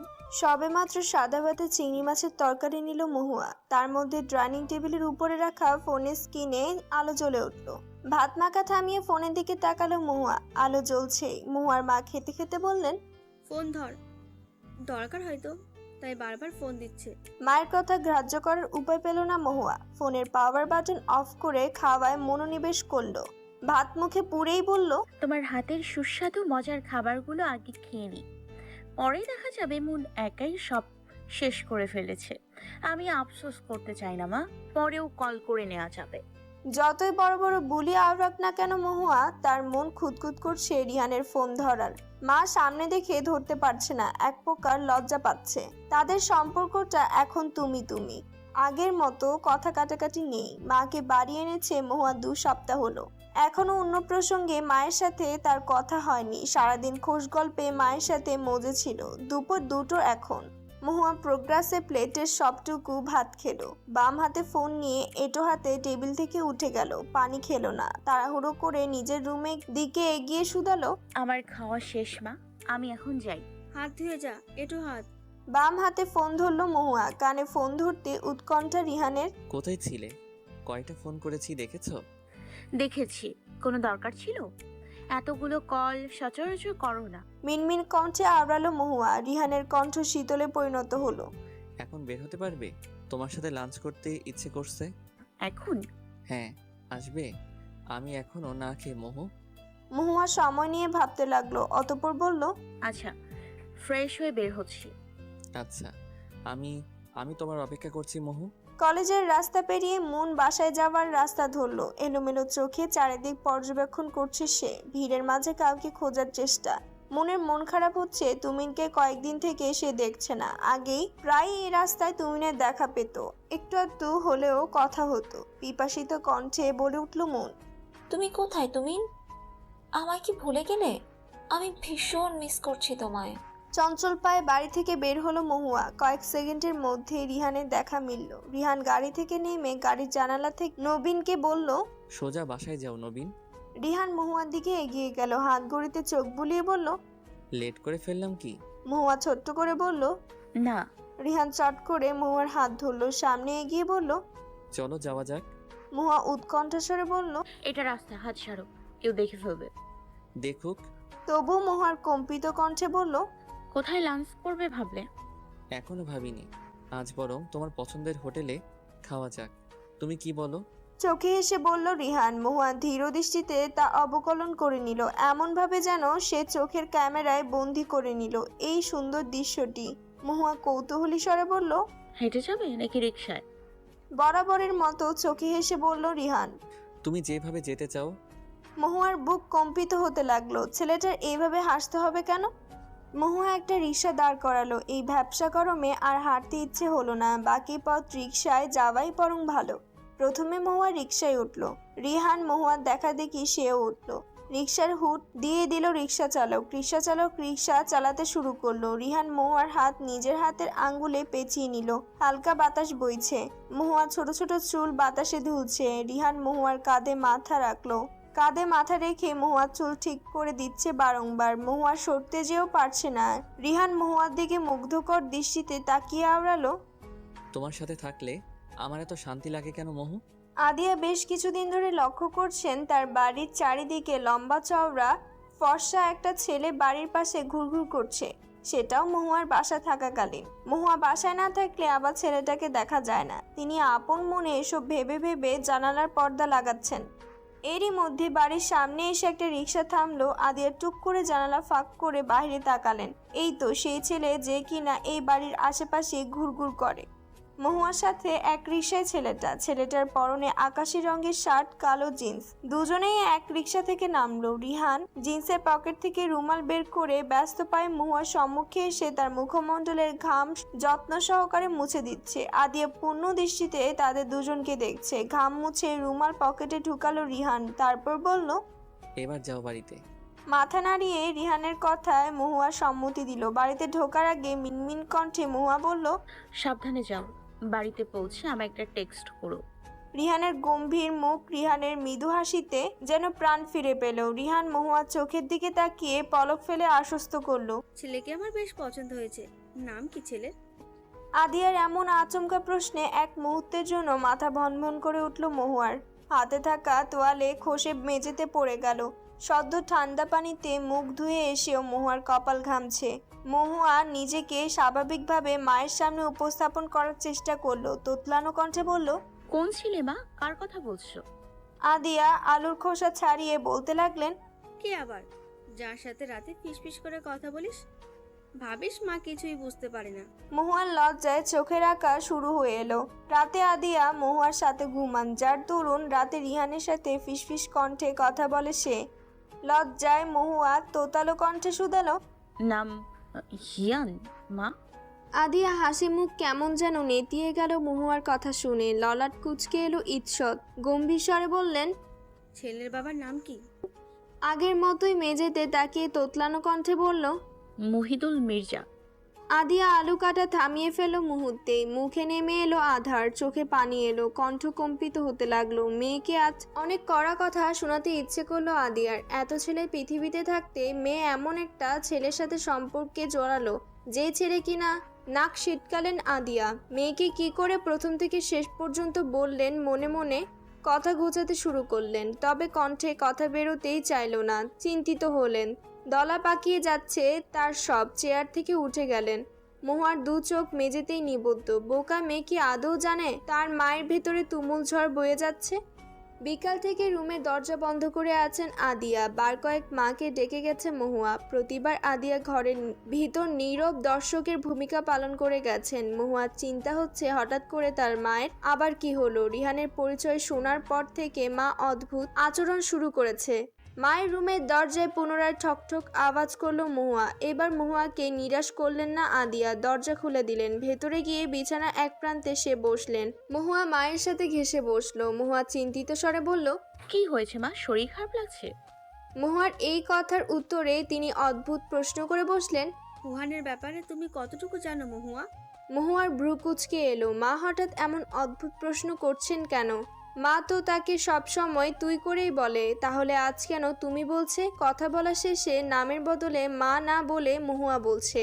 মহুয়া ক্ষীণ কণ্ঠে বলল, জীবনসঙ্গী নির্বাচনে যতটুকু জানতে হয় মা, এই যেমন হিয়ানের পড়াশুনো শেষ করেছে 1 বছর আগে, বাবার বিজনেসে হেল্প করছে, বাবা ঢাকার মেয়র, 2 ভাই, মা গৃহিণী, এইটুকু। আদিয়া কঠিন কণ্ঠে আওড়ালেন, ব্যাস এইটুকুই? মায়ের দিকে পূর্ণ দৃষ্টিতে তাকালো মহুয়া। মাকে আজ তার রহস্যময়ী নারী মনে হচ্ছে। কথার মধ্যে যেন রয়েছে কত প্যাচ, কত কাহিনী লুকিয়ে। মা তো তার সহজ সরল। তাহলে একটা সম্পর্ক করতে এইটুকু তথ্যই তো যথেষ্ট মা। মোটেও এইটুকু যথেষ্ট নয়। প্রত্যেকটা মানুষের একটা অতীত থাকে মহুয়া, কারো ভালো কারো খারাপ। তুমি হুয়ানের অতীত জানোই না, বোকা মেয়ে। তোমাকে তো জানাইনি হুয়ান, জানবে কিভাবে? বোকার মতো একটা ধর্ষককে মন দিয়ে বসে আছো। ছাদ করে বুকের বা পাশে জ্বলতে লাগলো মহুয়ার, কাটা গায়ে নুনের ছিটা দেওয়ার মতো। মা কি বলছে এসব? রিহান রেপিস্ট? তার ধারা একটা মেয়ের জীবন নষ্ট হয়েছে, সেটাও করেছে তার জীবনের সবচেয়ে গুরুত্বপূর্ণ মানুষটা, যাকে কিনা সে ভালোবাসে। কই, তাকে তো দেখে মনে হয় না। মহুয়া বুক কাঁপতে লাগলো, চোখে অশ্রুদানা নিজের অস্তিত্বে ফুটে উঠতে লাগলো, মাথা ঘুরতে লাগলো। বিছানা থেকে পড়ে যেতে নিল দ্রুত গতিতে, দু হাতে বিছানার চাদর খামচে ধরল মহুয়া। তার এত কষ্ট হচ্ছে কেন? আদিয়া নির্বিকার চিত্রে বসে আছে, নিঃশ্বাস নিতে কষ্ট হচ্ছে মহুয়ার। জল থেকে মাছকে ভাঙ্গায় রাখলে মাছ যে রকম ভাবে ছটপট করে, মহুয়াও সেই রকম ভাবে ছটপট করছে, প্রায় অতি কষ্টে আওড়ালো। কি বলছো মা? তুমি ফান করছো আমার সাথে, তাই না? প্লিজ বলো এটা ফান মা। আদিয়া নরম হলেন না। মেয়ের জীবন সে নষ্ট করতে পারেন না। রিহান একটা মেয়ের জীবন নষ্ট করেছে 7 বছর আগে। সে বললেই এই চির সত্য মিথ্যা হবে না। মেয়ের যতই কষ্ট হোক বলতে হবে তাকে, সে বলবে। তিনি পুনরায় কঠিন কণ্ঠে বললেন, এটাই সত্য মহুয়া, সে রেপিস্ট। একটা মেয়ের জীবন নষ্ট করেছে সে। যখন সেই মেয়ে মামলা করে, হুয়ান বিদেশে পালিয়ে যায়। মজার ব্যাপার কি জানো? তোমার বাবার ওপর এই রেপের তদন্তের ভার পড়েছিল। এটাই তোমার বাবার জীবনের শেষ তদন্ত ছিল। তোমার বাবা এই তদন্ত করতে গিয়েই খুব বাজেভাবে খুন হয়েছিল। তুমি ভুল চয়েস করেছো মহুয়া। জীবনের সবচেয়ে বড় সিদ্ধান্ত নিতে তুমি ভুল করেছো। তুমি একটা ধর্ষককে ভালোবেসেছো, যাদের কিনা সমাজ ঘৃণা করে। মহুয়া কান ধরে চিৎকার করে কেঁদে উঠল। সে বিশ্বাস করতে পারছে না, মস্তিষ্ক মানতে চাইছে না, মাথার মগজ তার ধপধপ করছে। নিজের চুল দুহাতে খামচে ধরল, একটু পর পর চিৎকার করে উঠল। আদিয়ার চোখে নোনা জল। তিনি মেয়েকে সান্ত্বনা দিচ্ছেন না, নীরব দর্শকের মতো দেখে চলেছেন। মহুয়া ফুপিয়ে চিৎকার করে কেঁদে উঠল। যাকে ভালোবাসলো সে একটা রেপিস্ট। বাবার খুন এই তদন্তের মাধ্যমে। বিছানা চাদর খামছে, মুখ গুজে কাটতে লাগলো মহুয়া। কান্নারত কণ্ঠে অস্ফুট স্বরে মহুয়া শুধালো, আমি তোমার কি ক্ষতি করেছিলাম হিয়ান? ভোর প্রায় 5টা বাজতে চললো। মহুয়ার দু চোখের পাতায় ঘুম নেই। সারা রাত নির্ঘুম থাকার কারণে চোখ যুগলের কার্নিশ ফেপে গেছে। চোখের নিচে কালো আবরণ পড়ার বদলে চোখের নিচ হয়ে আছে লাল। এখনো মহুয়া কাঁদছে, তার সবকিছু স্বপ্ন লাগছে। সে চাইছে এই স্নিগ্ধ ভোরের আলোয় আর দুঃস্বপ্ন মুছে যাক। মহুয়ার ফোনে একবার কল আসছে, একবার মেসেজ। রাত থেকে এমনটা হচ্ছে। মহুয়া নির্বিকার চিত্রে নিজের ঘরের মেঝেতে দেওয়ালে মাথা ঠেকে চোখ বন্ধ করে চোখের জল ফেলছে। ফোনটি তার হাতের নাগালে থাকা সত্ত্বেও আজ কাছে নিচ্ছে না। সে কাপা কণ্ঠে অস্ফুট স্বরে বারংবার বলছে, এই স্বপ্ন মিথ্যে হোক, মিথ্যে। মহুয়ার চোখ যুগল এখন জ্বালাপোড়া করছে। তার অবুঝ মন এখন চাইছে ফোনটা হাতে নিতে, রিহানের মেসেজ চেক করতে। মহুয়া অবুঝ মনকে দমিয়ে রাখতে পারল না। সে ফোনটা হাতে তুলে নিল। ফোনের স্ক্রিনে ভাসছে শত শত মিস কল মেসেজ। মহুয়া কাপা হাতে ফোনের লক ছাড়িয়ে মেসেজ চেক করলো। রিহানের মেসেজ ইনবক্সে ঢুকলো। রিহান অনেকগুলো মেসেজ দিয়েছে, যার মধ্যে কাল দুপুরে একটা মেসেজ। মাত্র বাড়িতে এলাম মহু, ভালোবাসি ভালোবাসি ভালোবাসি আমি তোমাকে। মহুয়া ঝাপসা চোখে অপলক পূর্ণ চাহনিতে তাকিয়ে রইল 2 লাইন মেসেজটার দিকে। কান্না ভেজা কণ্ঠে আওড়ালো, তাই তো তুমি আমার ভালোবাসার মূল্য দিলে না। সঙ্গে সঙ্গে মহুয়া ফোনটি দেওয়ালে ছুঁড়ে মারল। সশব্দে ফোনটি ভেঙে চারিপাশে কাচ ছড়িয়ে পড়ল। নাক টেনে টেনে চোখের জল ফেলে চিৎকার করে পুনরায় বলল, শুধুই তো তোমায় ভালোবেসেছিলাম হিয়ান, কোনো তো ক্ষতি করিনি। তাহলে কেন তুমি আমায় ভুল প্রমাণ করে দিলে? আদিয়া ইলিশ মাছ ভাজা চুলা থেকে নামিয়ে গরম গরম ধোয়া ওঠা ভাতের সঙ্গে সাজিয়ে নিলেন। আরও নিল ভাতে মহুয়ার পছন্দের কচু শাক ভর্তা, লাউ শাক দিয়ে চিংড়ি মাছের তরকারি। তিনি উপরে উপরে যতই কঠিন হয়ে থাকার চেষ্টা করুক না কেন, সে অত্যন্ত দুর্বল প্রকৃতির মানুষ। চোখের জল হাতের তালুতে মুছে কাগজে লেবুর এক অংশ ভাতে সাজিয়ে নিল। ভাতের থালা হাতে নিয়ে মহুয়ার ঘরের দিকে হাঁটা দিল। তার প্রগাঢ় বিশ্বাস মেয়ে তার ঘরের ভিতর কোনো ভুল কাজ করবে না। তার মেয়ে শক্ত মেরুর, তাই তো এমন পরিস্থিতিতেও মেয়েকে একা একটা রুমে সারা রাত কাটাতে দিয়েছে। ডান হাতে ভাতের থালা নিয়ে বাম হাতের দুয়ারে করাঘাত করলেন আদিয়া। দরজা ঠকঠক শব্দে মহুয়ার বন্ধ ভেজা নেত্রপল্লব মিলল। আখি যুগলের কার্নিশে এক দানা নোনা পানি নিজের অস্তিত্বে মুখে ছড়িয়ে গেল। নাক টেনে হাতের আজলায় চোখের পানি মুছে নিল। দুর্বল শরীরে মেঝে থেকে উঠল কোনো রকমে। ধীর পায়ে হেঁটে দুয়ার খুলে দিল। দুয়ারের বাইরে কে আছে মহুয়া না দেখে ঘুরে গিয়ে মেঝেতে পুনরায় শুয়ে পড়ল। আদিয়া ভাতের থালা বিছানায় রেখে মহুয়ার পাশে বসলেন। মহুয়া চুল হাতিয়ে বললেন, কাল সন্ধ্যা থেকে না খেয়ে আছো, এইভাবে চললে একটা অসুখ বাঁধিয়ে ছাড়বে তুমি। উঠে বসো, ভাত এনেছি, খাইয়ে দিই। নাক মুখ কুচকে এলো মহুয়ার। সে ঠায় মেঝেতে শুয়ে রইল, চোখ বন্ধ করলো। মাথা টনটন করছে ব্যথায়। পৃথিবীর সবকিছু তার অসহ্য লাগছে। মহুয়াকে জোর করে উঠে বসালো আদিয়া। জোর করে মহুয়াকে কচু শাক ভর্তা দিয়ে এক লোকমা ভাত খাইয়ে দিল। পরপর এক এক করে ইলিশ মাছ ভাজা, লাউ শাক, চিংড়ি নিল ভাতে। পরনে থাকা কোকড়ানো থ্রি পিসটি মহুয়া পাল্টালো না। এলোমেলো চুলগুলো ঢেকে নিল মাথায় ওড়না দিয়ে। অন্যদিন হলে চুলগুলো বেঁধে নিত কাকড়ায় অথবা বিনুনিতে। তাণ্ডব যে চলেছে মনে, তা হয়ে উঠে কি করে। হ্যান্ডব্যাগ হাতে নিয়ে মহুয়া বাড়ি থেকে বের হলো। রিহানকে তার সব প্রশ্নের উত্তর আজকেই দিতে হবে। সকাল 11টা। ছায়াতলিতে বসে মহুয়া। রিহানের জন্য অপেক্ষারত সে। ছায়াতলি জায়গাটা বেশ সুন্দর। শহরের কোলাহল মুক্ত। চারিদিকের গোলাপ গাছগুলো জায়গাটিকে আকর্ষণীয় করে তুলেছে। পবিত্র বাতাসে শরীর ঠান্ডা করার জোগাড়। রিহান এলো মহুয়ার আসার 5 মিনিট পরে। এসে মহুয়ার পাশে বসলো। ঘড়ি দেখে মহুয়ার মুখের দিকে তাকিয়ে বলল, লেট করে ফেললাম কি মহু? মহুয়ার কাছ থেকে রিহান উত্তর পেল না। রিহান তার চোখের সম্পূর্ণ দৃষ্টি মহুয়ার মাঝে দিল। চোখ মুখ ফেপে, অগোছালো কাপড় চোপড়, খুবই সাধারণ থ্রি পিস গায়ে, চুল এলোমেলো। রিহান হাতে গিয়ে মহুয়ার কপালে রেখে ব্যাকুল কণ্ঠে বলল, তুমি রাতে ঘুমাওনি মহু? তোমার চোখ মুখ এরকম লাগছে কেন? কি হয়েছে তোমার? এবারও মহুয়ার থেকে উত্তর এলো না। রিহান মহুয়ার দুগাল ছুঁয়ে উৎকণ্ঠস্বরে বলল, কি হলো মহু? উত্তর দিচ্ছ না কেন? মহুয়া এলোমেলো দৃষ্টিতে রিহানের দিকে তাকালো। ছেলেটার চেহারায় চিন্তার ছাপ, কপালে ভাঁজ। নিজের গাল থেকে রিহানের হাত সরিয়ে নিল। কঠোর স্বরে শুধালো মহুয়া, তুমি আমায় ছোবে না। রিহান শীতল চোখে মহুয়ার দিকে তাকালো। বোঝার চেষ্টা করলো তার সামনে থাকা কঠোর মানবীকে। এতদিনের দেখা মহুয়াকে ভিন্ন লাগছে রিহানের কাছে। চোখ মুখে কতটা ক্রোধ। রিহান কখনো এর আগে মহুয়ার এতটা ক্রোধ দেখেনি। রিহান আগের ন্যায় মহুয়ার গালে হাত রাখতে নিল। মহুয়া আগের মতো হাত সরিয়ে দিল না, বরং বসা থেকে উঠে রিহানের থেকে দূরে সরে গেল। রিহান দুঃখী মনে নিজের হাত গুটিয়ে নিয়ে মহুয়ার দিকে তাকালো। কি কঠোর দেখাচ্ছে তার সামনে থাকা ভালোবাসার মানবীকে। এতটা কঠোর কেন হচ্ছে মেয়েটা? রিহানও বসা থেকে উঠে দাঁড়ালো। আগের ন্যায় জিজ্ঞেস করলো, সামান্য কারণে এইভাবে রেগে যাচ্ছ কেন? কি হয়েছে তোমার মহু? মহুয়া সরু চোখে রিহানের দিকে তাকিয়ে রিহানের দিকে এক পা করে হেঁটে হেঁটে এগিয়ে বলল, কি হয়েছে সেটা তো তুমি আমায় বলবে হিয়ান। আমি তো আজ শুধু শুনবো। মহুয়ার কথার ধরন রিহান কিছুতেই বুঝে উঠতে পারল না। একরাশ কৌতূহল নিয়ে বলল, কি শুনবে? আর কিসের কি হয়েছে? কি জানতে চাইছো? মহুয়া একেবারে রিহানের মুখোমুখি এলো। শক্ত হাতে রিহানের শার্ট খামচে ধরল দু হাতে। উচ্চস্বরে রাগান্বিত কণ্ঠে বলল, সহজ ভাষায় বললাম তবুও বুঝতে পারছো না। মহুয়া এভাবে শার্ট ধরা রিহানের রাগ করার কথা থাকলেও রিহান রাগ করলো না।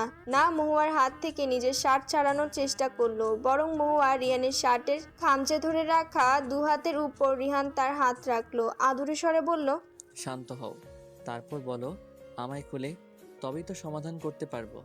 চেঁচামেচি করলেই তো হবে না। মহুয়া কুর হাসলো, ঠোঁটের দু প্রান্ত প্রসারিত করে বলল, সাবধান, সেটাও তোমার থেকে? কয়টা মেয়েকে ধর্ষণ করেছো? রিহান চমকে গেল। অজানা ভয়ের আশঙ্কা লোহমায় তাকে ঝাপটে ধরল। ভীত সহস্র কণ্ঠে আওড়ালো, কি যা তা বলছো মহু? আমি কেন এসব করব? এই উত্তরের চেয়ে বেশি কিছু তোমার থেকে কি বা আশা করা যায়? 7 বছর আগে বিশাল বড় পাপ করেছো। একটা মেয়ের জীবন নষ্ট করেছো। অপরাধ করেও আবার সবার মুখ টাকা দিয়ে বন্ধ করেছো। কি ভেবেছিলে আমি জানতে পারবো না তোমার করা পাপ? কথাটি বলতে বলতে শব্দ করে কেঁদে উঠল মহুয়া। দম বন্ধ হয়ে আসছে যেন। জোরে জোরে নিঃশ্বাস নিতে লাগলো। রিহান ভীত কণ্ঠে পুনরায় বলল, আমার অতীতের সব জেনে গেছো? তবে রিহানকে কথাটি সম্পূর্ণ করতে দিল না মহুয়া। সে দু হাতে রিহানের শার্ট টানতে টানতে বলল, কি দোষ করেছিলাম আমি? কেন এমন করলে? এত এত ছলনা আমার সাথে কেন বলো? উত্তর দাও আমাকে। তোমাকে ভালোবাসার এটাই আমার প্রাপ্য ছিল। রিহান উদ্বিগ্ন হয়ে মহুয়াকে থামানোর চেষ্টা করলো। মহুয়া থামছে না। রিহান উৎকণ্ঠা স্বরে আওড়ালো, একটু থামো, আমায় বলার তো সুযোগ দাও। কে বলেছে এসব তোমাকে? খুব ক্ষতি করে দিয়েছে তোমার। ঠোঁট উঁচু করে আফসোস করলো মহুয়া। এরপর মহুয়া রিহানকে আর কিছু বলার সুযোগ দিল না। সে আপন মনে কান্নারত কণ্ঠে বলতে শুরু করলো, জানো, সেই বয়সটাতে একটা মেয়ের মায়ের প্রয়োজন থাকে তার জীবনে সবকিছু শেয়ার করার জন্য। সেই সময়টাতে আমি আমার মাকে পাইনি। অবশ্য আন্টি ছিল, তবে আন্টি কি আর মায়ের মতো হয়? আমার মতে হয় না। 7 বছর মা আমাদের থেকে দূরে ছিল, শুধুমাত্র তোমার কৃতকর্মের জন্য। তোমার জন্য মুন আমি বাবা হারা হয়েছি, মা হয়েছে স্বামী হারা। রিহান অনেক কিছু বলার জন্য উদ্যত হলেও মাঝপথে থেমে গেল। তার অতীতের সাথে মহুয়ার পরিবার কিভাবে জড়িত রিহানের বোধগম্য হচ্ছে না। সে বেকুল কণ্ঠে বলল, তোমার বাবার নাম কি মোহু? পেশায় কি ছিলেন? মহুয়া এবার মৃদু হাসলো, তারপর বলল, সাত্তার মাহবুব। চিনবে অবশ্যই, তোমার মামলার তদন্ত তার ওপর পড়েছিল। 7 বছর আগে রিহান এয়ারপোর্টে ঢোকার আগ মুহূর্তে তার ড্যাডের সাথে কিছু কথিত কথা স্মরণে এলো। রিহান কাঁদতে কাঁদতে ড্যাডকে জড়িয়ে ধরে বলেছিল, প্লিজ আমায় বাঁচাও ড্যাড। আমি এইভাবে নিজের দেশ ছেড়ে পালিয়ে যেতে চাই না ড্যাড। রিহানের বাবা মহিদুল সেদিন রিহানকে আশ্বাস দিয়েছিল, পিঠ হাতিয়ে বলেছিল, তোমার কিছু হবে না, ড্যাড আছে তো। পরিস্থিতি অনেক অস্বাভাবিক, এখন তোমায় দেশ ছেড়ে যেতেই হবে। তোমার কোনো ক্ষতি হতে দেবে না তোমার ড্যাড। প্রয়োজনে যদি কাউকে খুন করতে হয় তোমার ড্যাড তাই করবে। কিন্তু ড্যাড। আর কোনো কথা নয়, ফ্লাইটের সময় হয়ে গেছে রিহান, তোমায় এখন দেশ ছাড়তেই হবে। আমার উপর ভরসা রাখো। রিহান ছোট্ট করে ঢোক গিলল, চোখের কান্নিসে একদানা পানি এলো। তার জন্য মহুয়ার বাবা খুন হয়েছে, ড্যাড তার কথাই রেখেছেন। সে তো এটা চায়নি তার জন্য কারো পরিবার ভেসে যাক। তার জন্য মহুয়া মন বাবা মায়ের স্নেহ ভালোবাসা থেকে বহুর বছর বঞ্চিত হয়েছে। প্রত্যেকটা মেয়ে যে সময় মায়ের প্রয়োজন থাকে সেই সময় মহুয়া মন তার মাকে কাছে পায়নি। মূল্য কথা, তার জন্য তাদের সংসার ভেঙে খান খান, বাবা হারা। এত এত ক্ষতির কি দিয়ে ক্ষতিপূরণ করবে সে? মেয়েটা তাকে ভুল বুঝে ছেড়ে যাবে না তো? রিহানের বুক কেঁপে উঠল, সবকিছু তার পেঁচিয়ে যাচ্ছে। রিহান এই প্রথম কাঁপা কাঁপা কণ্ঠে মহুয়াকে বলল, সব জানার পর এখন তুমি কি চাও? মহুয়া কান্না ভেজা অস্ফুট স্বরে বলল, তোমার থেকে মুক্তি। মহুয়া সজল নেত্রে রিহানের উত্তরের অপেক্ষা করছে। রিহান চুপ করে আছে। মহুয়ার স্বপ্নেও কাম্য ছিল না রিহানের এমন শান্ত ভাবভঙ্গি। রিহান মহুয়ার দিকে একবার তাকালো, অতঃপর তৎক্ষণাৎ চোখ সরিয়ে নিল। উৎকণ্ঠাস্বরে বলল, আমি তোমাকে 5 মিনিট দিলাম মোহু। এই 5 মিনিট শুধু তোমার আমার জীবন থেকে সরে চলে যাবার। তোমার সময় অলরেডি শুরু হয়ে গেছে মোহু। রিহানের কথায় মহুয়ার বুক চিরে কান্না বেরিয়ে আসতে চাইল। চোখ যুগল পানিতে টলমল করছে। সে কিঞ্চিত পরিমাণও নড়ল না, স্থির পায়ে ঠায় দাঁড়িয়ে রইল। তার হাত পা এগোতে চাইছে না, শুধু কাঁপছে ঠক ঠক করে। আজ চলে যাওয়া মানে রিহানের জীবন থেকে দূরে সরে চলে যাওয়া। সে তো এই ছেলেটাকে মনে প্রাণে ভালোবাসে। কি করে যাবে সে? তার যে ভাবতেই নিঃশ্বাস বন্ধ হয়ে আসে। রিহানেরও কি এমন কষ্ট হয়? রিহান এইবার চিৎকার করে উঠল, কি হলো মোহু? যাচ্ছ না কেন? তুমি তো আমার থেকে মুক্তি চেয়েছো, আমি তো দিলাম। তোমার হাতে আছে আর মাত্র 2 মিনিট। এই 2 মিনিটে তুমি যদি আমার চোখের সামনে থেকে চলে না যাও, আমি তোমায় আর যেতে দিব না। আমি খুব লোভী মোহু, আমার যে কোনো সময় লোভ জেগে উঠবে তোমার সাথে একটা ছোট্ট সংসার পাতার। তাই আগে ভাগে চলে যাওয়া উচিত তোমার মোহু। সময়টা কাজে লাগাও মোহু। শেষের কথাটুকু বলতে গিয়ে রিহানের কণ্ঠনালী কেঁপে উঠল। মহুয়া মুখ চেপে ধরে হু হু করে কেঁদে উঠল। এ কোন দ্বিধাদ্বন্দ্ব খেলা হচ্ছে তার সাথে? সে জানে আজ এই সময় কাজে না লাগালে আর রিহান তাকে ছাড়বে না। মহুয়া টলমল চোখে রিহানের দিকে একবার তাকালো, অতঃপর চোখের পানি মুছে চোখ খিচে দৌড় দিল। রিহানের চোখের ত্রিসীমানা থেকে তাকে যেতে হবে, যতই কষ্টই হোক। সে তার বাবার খুনি। বাবার খুনিকে ভালোবাসা ঠিক না, এটা যে পাপ, ঘোর পাপ। চিরসত্য যে এটাও তার ভালোবাসার মানুষটা একজন ধর্ষক। মহুয়া চলে যাওয়ার দিকে তাকিয়ে মৃদু হাসল রিহান। ধপ করে মাটিতে বসে পড়ল। তার চোখ বেয়ে অশ্রু তার অস্তিত্ব জানান দিচ্ছে। রিহান হাতের আঙ্গুলে 1 ফোঁটা পানি হাতে নিয়ে 2 আঙ্গুলে ছিটিয়ে ভারাক্রান্ত মনে বলল, সুখী হও মোহু। মহুয়াকে আজ পাত্রপক্ষ দেখতে এসেছে, যদিও মহুয়ার ব্যাপারটি এখনো অজানা। আদিয়া ভয়ে ভয়ে আছেন মেয়ে না বিয়ে ভেস্তে দেয়। নিজের মেয়েকে আদিয়ার এখন চিনতে কষ্ট হয়। কেমন যেন হয়ে গেছে মেয়েটা, খামখেয়ালিপনা বেড়ে গেছে, নিজের যত্ন নেয় না। সময় মতো খায় না, রুমের দরজা বন্ধ করে রাখে সারাটা দিন, চেম্বারেও যায় না, কোনো কিছুতে তার খেয়াল নেই। এই যে এখন 11টা বাজতে চললো, মহুয়ার ঘরের দরজা এখনো বন্ধ। সকাল থেকে একবারও দরজা খুলেনি, নাস্তাও করেনি, ফ্রেশ হয়েছে কি এটাও আদিয়া জানে না। মুন লিভিং রুমের এক কোনায় দাঁড়িয়ে মায়ের কাণ্ড দেখছে। আদিয়া মেহমানদের আপ্যায়ন করছে, চা, বিস্কুট, চানাচুর, নানা রুচিসম্মত খাবার দিয়ে। তার ছোট বোন আহানাও তাকে হাতে হাতে সাহায্য করছে। মুনের এসব দেখতে ভালো লাগছে না, তার এখনো বিশ্বাস হচ্ছে না তার রিহান ভাই এমন। সে চাচ্ছেও না এই সম্বন্ধ পাকা হোক। তার বোনের সাথে একমাত্র রিহানকে মানায়, শুধু রিহানকে। তাছাড়া মহুয়া রিহানকে ভালোবাসে। মন দ্বিধাদ্বন্দ্বে সিদ্ধান্ত নিল তুমিনকে এই ব্যাপারটি জানাবে। যতই তার সাথে তুমিনের বনিবনা না থাকুক, বোনের জন্য হলেও তুমিনকে আজ সে ফোন করবে। সবুজ রঙের একটা জামদানি শাড়ি হাতে নিয়ে আদিয়া মহুয়ার ঘরের সামনে গেল। দরজায় ধাক্কা দিতে নিবে এমন সময় আপনা আপনি দরজা মেলে গেল, অর্থাৎ দরজা খোলাই ছিল। আদিয়া ভয়ে ভয়ে মহুয়ার ঘরে প্রবেশ করলো। ঘরের চারিদিকে চোখ বুলালো। মহুয়া কাঁথা মুড়িয়ে বিছানায় শুয়ে। আদিয়ার কান্না চলে এলো। মেয়েটা এমন অদ্ভুত আচরণ করছে কেন? চৈত্র মাস চলছে, বাইরে এত এত রোদ যে মানুষ শুকিয়ে যাওয়ার জোগাড়। এই রোদে সেখানে মেয়ে কিনা এই গরমে কাঁথা মুড়িয়ে ঘুমাচ্ছে। আদিয়া মেয়ের দিকে এগিয়ে গেল, সিথানের এক পাশে গিয়ে বসলো। কাঁথা টান মেরে খুললো। মহুয়া জেগে, চোখ যুগল ফুলে, চোখের জল ফেলছে। আদিয়া মনটা হুট করে খারাপ হয়ে গেল। মেয়েটাকে এভাবে দেখতে তার নিজেরও ভালো লাগছে না, তাই বলে মেয়েটাকে বানের জলে ভাসিয়ে দিতে পারে না। প্রথমত রিহান রেপিস্ট, দ্বিতীয়ত তার স্বামীর খুনি। নিজের কষ্টকে প্রাধান্য দিলেন না আদিয়া।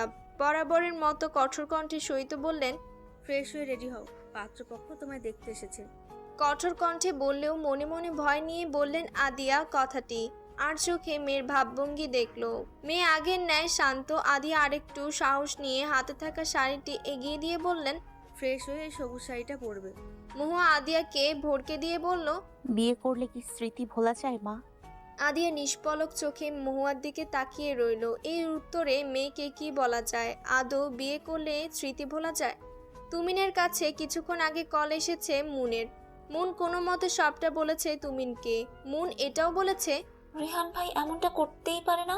আমি চাই না আমার আপুর ভালোবাসার মানুষের সাথে বিয়ে না হয়ে অন্য কারোর সাথে হোক। আমার আপু ভালো নেই তুমিন, প্লিজ তুমি কিছু একটা করো। তুমিন কি করে তার ভাইকে এসব বলবে তার মাথায় আসছে না। অনেক ভাবাভাবির পর সে সিদ্ধান্ত নিল তার মাকে সব বলবে, এরপর মাই সব করবে। তুমিন তার পরিকল্পনা মাফিক মায়ের ঘরের দিকে গেল। তুমিনের থেকে সব ঘটনা শুনে ছবি এক মুহূর্ত সময় নষ্ট করলেন না। ব্যস্ত পায়ে রিহানের ঘরে দরজা ঠেলে ঢুকলো। ঘরের চারিদিক মদের ঘ্রাণে নিমজ্জিত। ছবি নাক চেপে ছেলের দিকে এলেন। রিহান মেঝেতে বসে, চোখ যুগল লাল, সিল্কি চুলগুলো এলোমেলো। কিছুদিন ধরে ছেলেকে অস্থির লাগছিল। তিনি বুঝতেই পারেননি তার দুধের বাচ্চাটার উপর দিয়ে মস্ত বড় ঝড় বইছে। রিহানের পাশে থাকা চ্যাপটা বড় আকারের মদের বোতল মেঝেতে ঘুরিয়ে কথা না পেঁচিয়ে বললেন ছবি, যেই কাজ তুই করিসনি সেই কাজের দোষ নিজের ঘাড়ে নিচ্ছিস কেন? রিহান মাতার চোখে মায়ের দিকে তাকালো। নিজের মধ্যে সে আজ নেই। মাকে কাছে পেতে মাকে ঝাপটে ধরল রিহান। কান্না করে বলল, আমার জন্য মহুর বাবা পৃথিবীতে নেই আম্মু। মহুয়াকে ভালোবাসিস? বাচ্চাদের মতো মাকে অল্প ছেড়ে মায়ের মুখের দিকে চেয়ে দুহাত প্রসারিত করে বলল, হ্যাঁ, এই যে এত এত। ছেলের পাগলামো দেখে কান্নার মাঝেও এক চিলতে হাসলেন ছবি। তারপর বললেন, মহুয়ার আজ বিয়ের তারিখ ঠিক হয়ে গেছে। তুমি যদি মহুয়াকে ভালোই বাসো তাহলে বিয়ে হতে দিচ্ছ কেন? রিহান অবাক কণ্ঠে বলল, আমার মহুর বিয়ে ঠিক হয়ে গেছে আম্মু। হ্যাঁ। রিহান ভ্যা ভ্যা করে কেঁদে উঠল। অবুঝ কণ্ঠে মাকে জড়িয়ে ধরে বলল, আমার সাথে মহুর বিয়েটা দিয়ে দাও না আম্মু। এক কালবৈশাখী ঝড়ে লণ্ডভণ্ড হয়ে গেল রিহান মহুয়ার জীবন। একে অপরকে দুজন প্রচন্ড ভালোবাসার পরও আজ তাদের মাঝে বিস্তার ফারাক।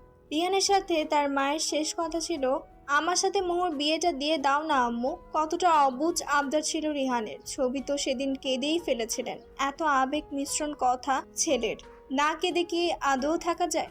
সেই রাতের নতুন প্রহরের পর রিহানকে বাড়ির কোথাও দেখা যায় না। রিহানের অদ্ভুতভাবে বাড়ি থেকে গায়েব হওয়া ছবি মানতে পারেন না। প্রথমে তিনি অবশ্য ভেবেছিলেন বাইরে হয়তো গিয়েছে, দুপুরে কিংবা সন্ধ্যার মধ্যে ছেলে তার বাড়ি ফিরে আসবে। কিন্তু দুপুর হয়, সন্ধ্যা হয়, রিহান বাড়ি ফিরে না। ভারী গোলাপি রঙের লেহেঙ্গায় মহুয়ার সর্বশরীর আজ মোড়ানো। কত রকমের যে নকশা লেহেঙ্গাটাই, দম নিতেও হয়তো মহুয়ার পক্ষে কষ্টকর হয়ে দাঁড়িয়েছে। বিয়ে নিয়ে মহুয়ার কোনো হেলদুল নেই, সে যেন কাঠের পুতুল খেলায় বউকে যেমন করে মাটিতে গোল করে এঁকে তার মধ্যে রাখা হয়, ঠিক সেভাবেই মহুয়া এক স্থানে চুপটি করে বসে, অর্থাৎ শুধু একটি জায়গাতেই সে বসে। আর কাঠের পুতুল খেলায় কাঠের পুতুল থাকে দাঁড়িয়ে। মহুয়ার লাবণ্যহীন মুখে এমন গাঢ় মেকআপের প্রলেপ চকচক করছে, তাতেও মহুয়ার কোনো ভ্রুক্ষেপ নেই। বড় বোনের বিয়ে নিয়ে ছোট বোনের সর্বদা ছোটবেলা থেকেই কত রকমের প্ল্যান আবদার থাকে, কিন্তু মনের মাঝে আবদার আনন্দ কোনোটাই নেই। ছবি সোফায় বসে কাঁদছেন, তার পাশে আজ তুমিনও কাঁদছে। অবাক করা বিষয়ে ছেলেরাও কাঁদে, তাদেরও তো আবেগ থাকে, তাদেরও যে মাঝে মধ্যে কান্না পায়। ছেলের তকমা আছে বলে কি তাদের কাঁদা বারণ? মহিদুল তাদের বিপরীত পাশে এক নাগাড়ে পায়চারি করছেন, টেনশনে তার সাদা পাঞ্জাবি ঘেমে একাকার। এত টেনশন মস্তিষ্ক নিতেই পারছেন না। ছেলে 4 দিন ধরে নিখোঁজ, কোনো খোঁজ খবর নেই। এই দিকে ছবি কাঁদছেন, আজব কথা শোনাচ্ছেন মহিদুলকে, যার মধ্যে তার ছেলের কিছু হলে তাকে পুলিশে দিবে, তার সাথে সংসার করা তো দূরের কথা, তার মুখও দর্শন করবেন না তিনি। ছেলের শোকে ছবি প্রায় পাগল। ছবি ভালো করেই জানেন মহুয়ার বাবার মৃত্যুর জন্য রিহান আর মহিদুলকে দোষী মনে করছে। মাথায় সে একটা কথা রেখে অপরাধ বোধে বাড়ি ছেড়েছে। মহুয়ার বাবার মৃত্যুর জন্য সেও দায়ী, বাবার সাথে সে তর্ক করতে পারবে না, যার কারণে বাড়ি ছেড়েছে। ছবি নাক টেনে টেনে মহিদুলকে শাসিয়ে আগের ন্যায় বললেন, ভালো করে বলছি, আমার ছেলেকে সুস্থ সমেত আমার কাছে এনে দাও, না হলে তোমার পুরো পরিবারকে আমি জেলের ঘানি টানাবো। মুহূর্তে কপালে বিরাট আকারের ভাঁজ পড়ল মহিদুলের। ছেলেকে তিনিও ভালোবাসেন, ছেলেকে খুঁজে পাওয়া যাচ্ছে না, এতে কি তিনি ভালো আছেন? না তো। অবুঝ স্ত্রীকে কি করে বোঝাবেন সেটা? মহিদুল আগ বাড়িয়ে ছবিকে কিছু বলতে নিলেন, তার মধ্যেই ছবি পুনরায় শাসিয়ে বলে উঠলেন, মহুয়ার আজ বিয়ে, আমার ছেলে ব্যতীত মহুয়ার অন্য কোনো ছেলের সাথে বিয়ে হলে তাতেও তোমায় জেলে যেতে হবে। মহিদুলের মুখ চুপসে গেল। মহুয়ার অন্য কোথাও বিয়ে হলেও তাকে জেলে যেতে হবে? হায় হায়। পৃথিবীতে পছন্দের জিনিসগুলো কখনো হাতছাড়া করতে নেই, সেটা যদি ভালোবাসা হয় তবে তো নয়। তিনি ছক কষলেন, বিশাল ছক। এই বিয়ে তিনি কোনো মতেই হতে দিবেন না। মহুয়াকে মঞ্চে এনে বসালেন আদিয়া। মহুয়ার মাঝে তখনও শান্ত। কাজী সাহেব পান খেতে খেতে ধীর গতিতে মহুয়ার সম্মুখে এলেন, দাঁড়িয়ে থেকে বড় একটা খাতায় কিসব লিখতে লাগলেন। অতঃপর তিনি বড় গলায় খাতায় লেখাগুলো পড়তে লাগলেন। মহুয়ার কানে কিছুই শ্রবণ হচ্ছে না, সে ঝাপসা চোখে নিচের দিকে তাকিয়ে আছে, মাথা তার ধপধপ করছে। কাজী সাহেব কিছু সময় পর নম্র স্বরে বললেন, বলো মা, কবুল। মহুয়া ফ্যাল করে তাকালো কাজী সাহেবের দিকে, কড়া চোখ নোনা জলে টলমল করছে। ছোট্ট একটা শব্দ 3 বার উচ্চারণ করলে সে তো সারা জীবনের জন্য অন্য কারো বধূ হয়ে যাবে, সে তো এটা চায় না। ঠোঁট চেপে ধরল নিজের মহুয়া। বেঁচে থাকতে এই শব্দ কিছুতেই সে আওড়াবে না। আদিয়া মেয়ের গা ঘেঁষে দাঁড়িয়ে শুধালেন, কি হলো বলো কবুল। মহুয়া মনে মনে বেকুল কণ্ঠে প্রার্থনা শুরু করলো, এই মুহূর্তে তার মৃত্যু হোক, তাকে বিধাতা উপরে তুলে নি। সে কিছুতেই অন্য ছেলেকে বিয়ে করতে পারবে না। রিহানকে ভালোবাসে সে, শুধু রিহানকে। মহুয়া এতক্ষণ শব্দ ছাড়া কাঁদলেও এবার শব্দ করে কেঁদে উঠল। কাজী সাহেব সহ বিয়ে বাড়ির উপস্থিত সকলে ভরকে গেলেন। মেয়েটার হঠাৎ কি হলো কি? আদিয়া এইবার ধমক দিয়ে বললেন, মহুয়া সিনক্রেট করছো কেন? বলো বলছি কবুল। এই বিয়ে তো হবে না মহুয়ার মা। চমকে আদিয়া ঘাড় গড়িয়ে পেছনে তাকালেন। মহিদুল দাঁড়িয়ে, সঙ্গে তুমিন ছবি। মহিদুল তাদের দিকে এগোতে লাগলেন। সামনে এগিয়ে ধীর গতিতে বলতে লাগলেন, যদি মহুয়ার বিয়েই হয় তবে সেটা আমার ছেলের সাথে হবে, অন্যথায় নয়। মহুয়া ঘোলাটে চোখে মহিদুলকে দেখছে, তার কথা শুনছে। আদিয়া চিৎকার করে তেতো মুখ করে বলে উঠলেন, আমার খেয়ে কাজ নেই, আমার স্বামীর খুনি ধর্ষকের সাথে বিয়ে দিতে যাব। মহিদুল হাতে থাকা বেশ পুরনো একটা খবরের কাগজ আদিয়ার দিকে এগিয়ে দিলেন, তারপর বললেন, আমার ছেলে কোনো খুনি বা ধর্ষক নয়, সে সম্পূর্ণ নির্দোষ। এই হচ্ছে প্রমাণ, চোখ বুলিয়ে দেখে নাও। আদিয়া খবরের কাগজটি হাতে নিয়ে একটা একটা করে কাগজ উল্টিয়ে দেখতে লাগলেন। একটা বড় বিবৃতি। বড় ভাইয়ের সাথে শত্রুতা করে মুমিন তার ভাইয়ের বড় ছেলে রিহান মির্জাকে মিথ্যা ধর্ষকের মামলায় ফাঁসিয়েছিলেন। মামলার 1 বছর পর বেরিয়ে এলো সত্য। শিল্পপতি মহিদুল মির্জার বড় ছেলে অর্থাৎ রিহান মির্জা ছিলেন সম্পূর্ণ নির্দোষ। ভাইয়ের মান সম্মান নষ্ট করতে মুমিন এই জঘন্য খেলায় মাতেন। নিজের মেয়ে সাফার সাহায্য নিয়ে ধর্ষণের মতো নাটক সাজিয়ে নিজের কার্যসিদ্ধি করেছিলেন মুমিন এবং সেই মামলার তদন্তে থাকা সাত্তার মাহবুব শেষ মুহূর্তে বিষয়টি জেনে যান। নিজের কার্যসিদ্ধি পুরোপুরি ওসুল করার জন্য মুমিন সাত্তার মাহবুবকেও খুন করে। আদিয়া বাকিটুকু পড়তে পারলেন না, চোখ ঝাপসা হয়ে এলো তার। খবরের কাগজের এক কোনায় লেখা রবিবার 12 জুন 2016। আদিয়ার গা ঘিনঘিন করতে লাগলো নিজের আচরণে। ছেলেটাকে কতই না দোষারোপ করে গেছে সে। ছেলেটা ছিল সম্পূর্ণ নির্দোষ। যদি ঠিক সময় মহিদুল না আসতেন কি হতো? নিজের মেয়ের ভালোবাসা খুন হতো শুধুমাত্র তার জন্য। আদিয়ার এটাও মনে হলো তার উচিত ছিল একবার ব্যাপারটা শিওর হওয়ার। তবে আজ এমন পরিস্থিতিতে পড়তে হতো না। মেয়ের সাথে কিভাবে কথা বলবেন তিনি? মহিদুলের ফোন দুইবার বাজলো। তিনি তুললেন না। তিনি পূর্ণ চোখে আদিয়া মহুয়ার দিকে তাকিয়ে আছেন। তৃতীয়বার ফোন বাজলো। তিনি এক প্রকার বিরক্ত নিয়ে সাদা পাঞ্জাবির পকেট হাতড়ে ফোন বের করলেন। অতঃপর স্ক্রিনে নাম দেখে ফোন ধরলেন। তারপর বললেন, আমার ছেলের কোনো খবর পেয়েছো রফিক?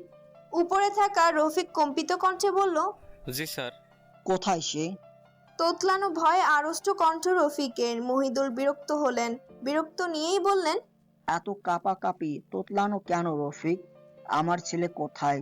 সহজ প্রশ্ন, সহজে উত্তর দাও। রফিক গলা ধরে আসা কণ্ঠে বলল, মাত্র খবর পেলাম স্যার, ঢাকার বাহিরে রিহান স্যারের গাড়ি অ্যাক্সিডেন্ট হয়েছে।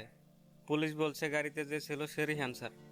লাশ মর্গে রাখা আছে, শুধু আমাদের শনাক্ত করার পালা।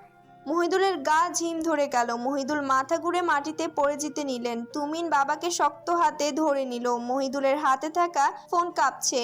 তুমিন বাবা থেকে ফোন কেড়ে নিয়ে নিজের কানে দিল। লোহমায় তুমিনেরও শরীর কাঁপতে লাগলো।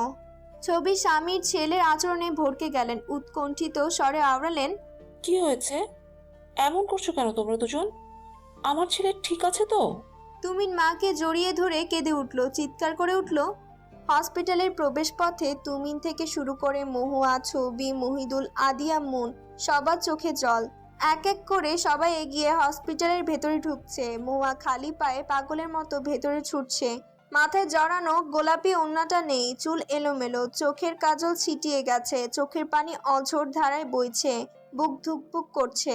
মর্গের সামনে এসে থামলো মহুয়ার পা। শরীর কাঁপছে, মাথা ফাঁকা ফাঁকা লাগছে, বুক জ্বালাপোড়া করছে। সামনে এগোতে আর পারছে না। যদি এটা রিহান হয়? দম বন্ধ হয়ে এলো বুঝি। জোরে জোরে নিঃশ্বাস নির্গত করলো। মহুয়ার চোখের পাতা ভারী হয়ে আসছে। মর্গের দরজা খোলার শক্তি তার অবশিষ্ট নেই। ওষুধের রিয়েকশন কি শুরু হয়ে গেল? আর সময় পেল না। এই সময় কেন বেছে নিতে হলো? বিছানার এক কোণে ঘুমিয়ে আছে মহুয়া, তার অপর পাশে রিহান শুয়ে। যদিও রিহানের দু চোখের পাতায় আজ ঘুম নেই, বড্ড হাসপাস করছে সে। বিছানার চারিদিকে বারংবার গড়াগড়ি খাচ্ছে। এখন রাত 11:30। মহুয়া আজ বেশ আগেই ঘুমিয়ে গেছে, রিহানের কড়া নির্দেশ। এ অবস্থায় রাত 9টা হওয়ার আগেভাগে ঘুমাতে হবে তাকে। মহুয়ার প্রেগনেন্সির 8 মাস চলছে।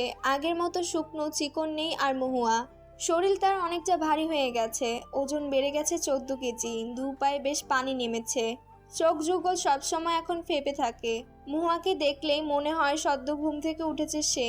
পেট অনেকটা বড় হয়ে গেছে। মাঝে মধ্যে পেটের ভেতরে থাকা তার ছোট্ট অস্তিত্বটি তার কাজকর্মে জানান দেয় সে পৃথিবীতে আসছে স্বল্প সময়ে। কখনো পেটে লাথি মারবে অথবা নিজের অঙ্গের সাহায্যে পেটে ঢেউ তুলবে। রিহান এতে যে কি পরিমাণ খুশি হয়। খুশিতে মহুয়ার অদর উন্মুক্ত করে এক নাগাড়ে কয়েক শত চুমু খায়। মাঝে মধ্যে বড় বড় চোখ করে নিজের সন্তানের অস্তিত্ব দেখে, ঢেউ দেওয়া দেখে। কি যে প্রশান্তি এতে। 8 ঘন্টা পর মহুয়া রিহানের 3য় বিবাহ বার্ষিকী। অন্য কেউ হলে এই দিনটি বেশ জমজমাট করে উদযাপন করত, কিন্তু রিহানের কাছে এই দিনটা ব্যতিক্রম, কিছুটা শোক দিবসের মতো। এই দিনেই সে মহুয়াকে সে একবার নয় বরং দুইবার নিজের জীবন থেকে হারিয়ে ফেলতে নিয়েছিল। একবার মহুয়ার অন্য কোথাও বিয়ে হতে গিয়ে, আরেকবার বিয়ের দিনই মহুয়া অনেক ডোজের ঘুমের ওষুধ একসাথে খেয়ে নিয়েছিল। রিহানের বুক ভারী হয়ে এলো, হাহাকার শুরু হলো। এখনো কথাগুলো ভাবলে, স্মরণ করলে বক্ষ জ্বালাপোড়া করে, নিঃশ্বাস নিতে কষ্ট হয়। রিহান বিছানা থেকে উঠে দাঁড়ালো। মহুয়াকে জড়িয়ে ধরে থাকতে পারলে ভালো হতো। রিহান ঝুঁকি নিতে চাইল না। গত 2 বছর থেকে রিহান এই সময় মহুয়াকে ঝাপটে ধরে থাকে সারা রাত। সে ঘুমায় না, মহুয়াকেও ঘুমাতে দেয় না। সারা রাত গল্প করে কাটিয়ে দেয় দুজন। এইবার বিষয়টা ভিন্ন। তার সন্তান যদি জড়িয়ে ধরায় ব্যথা পায়।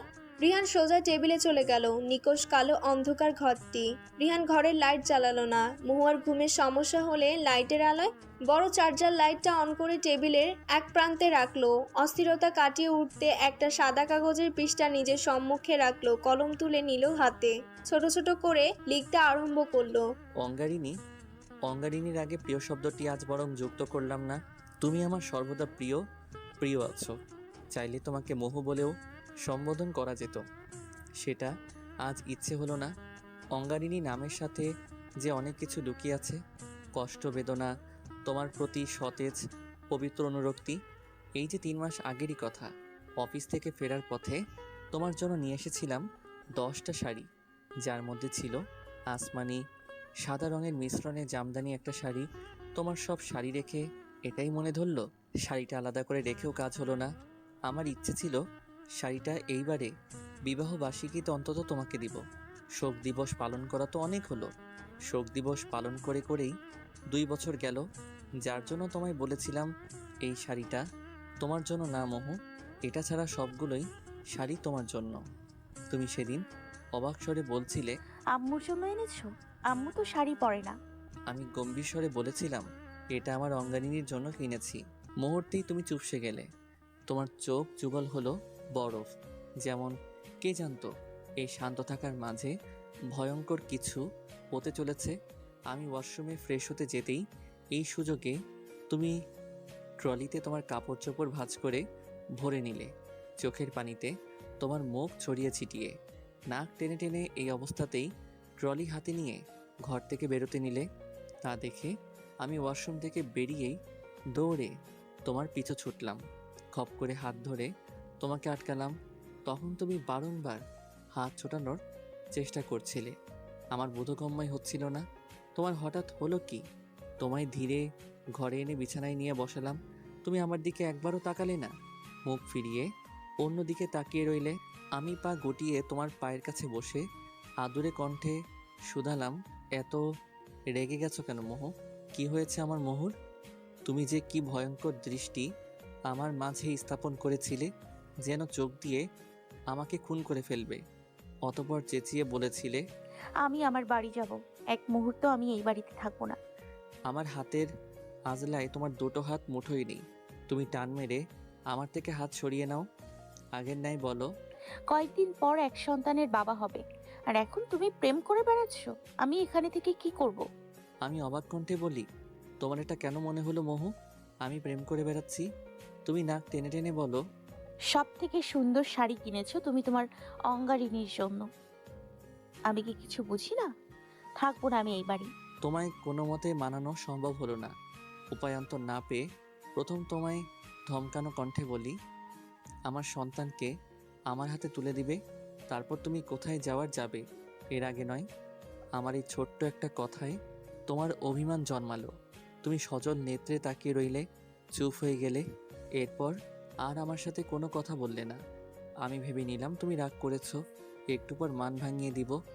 তুমি এইবারও আমায় ভুল প্রমাণ করে দিলে। ওই সময় থেকে আমার সাথে কথা বলা বন্ধ করে দিলে। ডাইনিং টেবিলে বসে আমার পাশে বসে খাও, অথচ এমন হাবভাব ছিল তোমার, তুমি আমাকে চিনোই না। আর তুমি, ড্যাড, আম্মুর সাথে কতই না খোশ গল্প তোমার। যেই শাড়ি নিয়ে এত কিছু ঘটে, সেই শাড়ি তোমায় দেই, সঙ্গে সেই ডিজাইনের শাড়ি 10-12টা। তোমার মন তবুও একটুও গলল না, একটি শাড়িও ছুঁয়ে দেখলে না। রাগ অভিমান করে 2 মাস পার করে দিলে, ঠিক যেমনটা 3 বছর আগে করেছিলে। মনে আছে তোমার?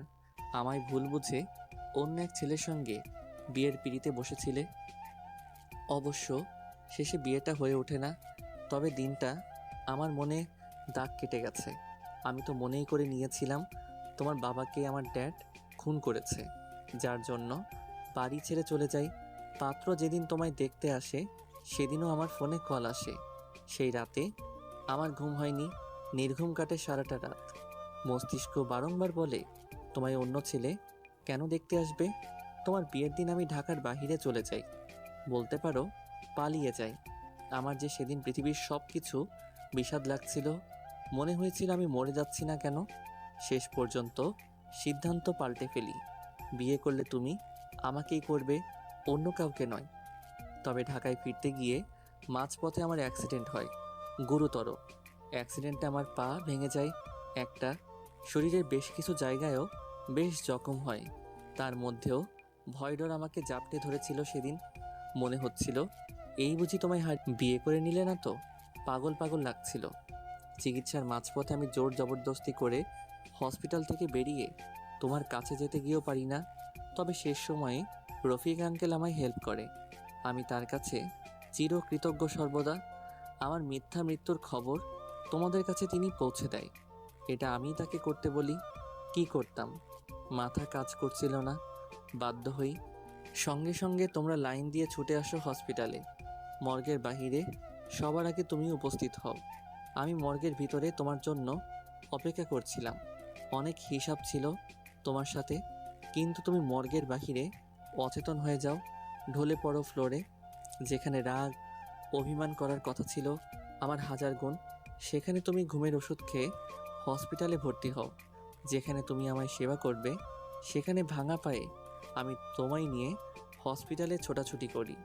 তোমার চিকিৎসার 12 ঘন্টা পর তোমার জ্ঞান ফিরে। 13 ঘন্টায় আমাদের দুজনের পরিবার, আমাদের বিয়ে।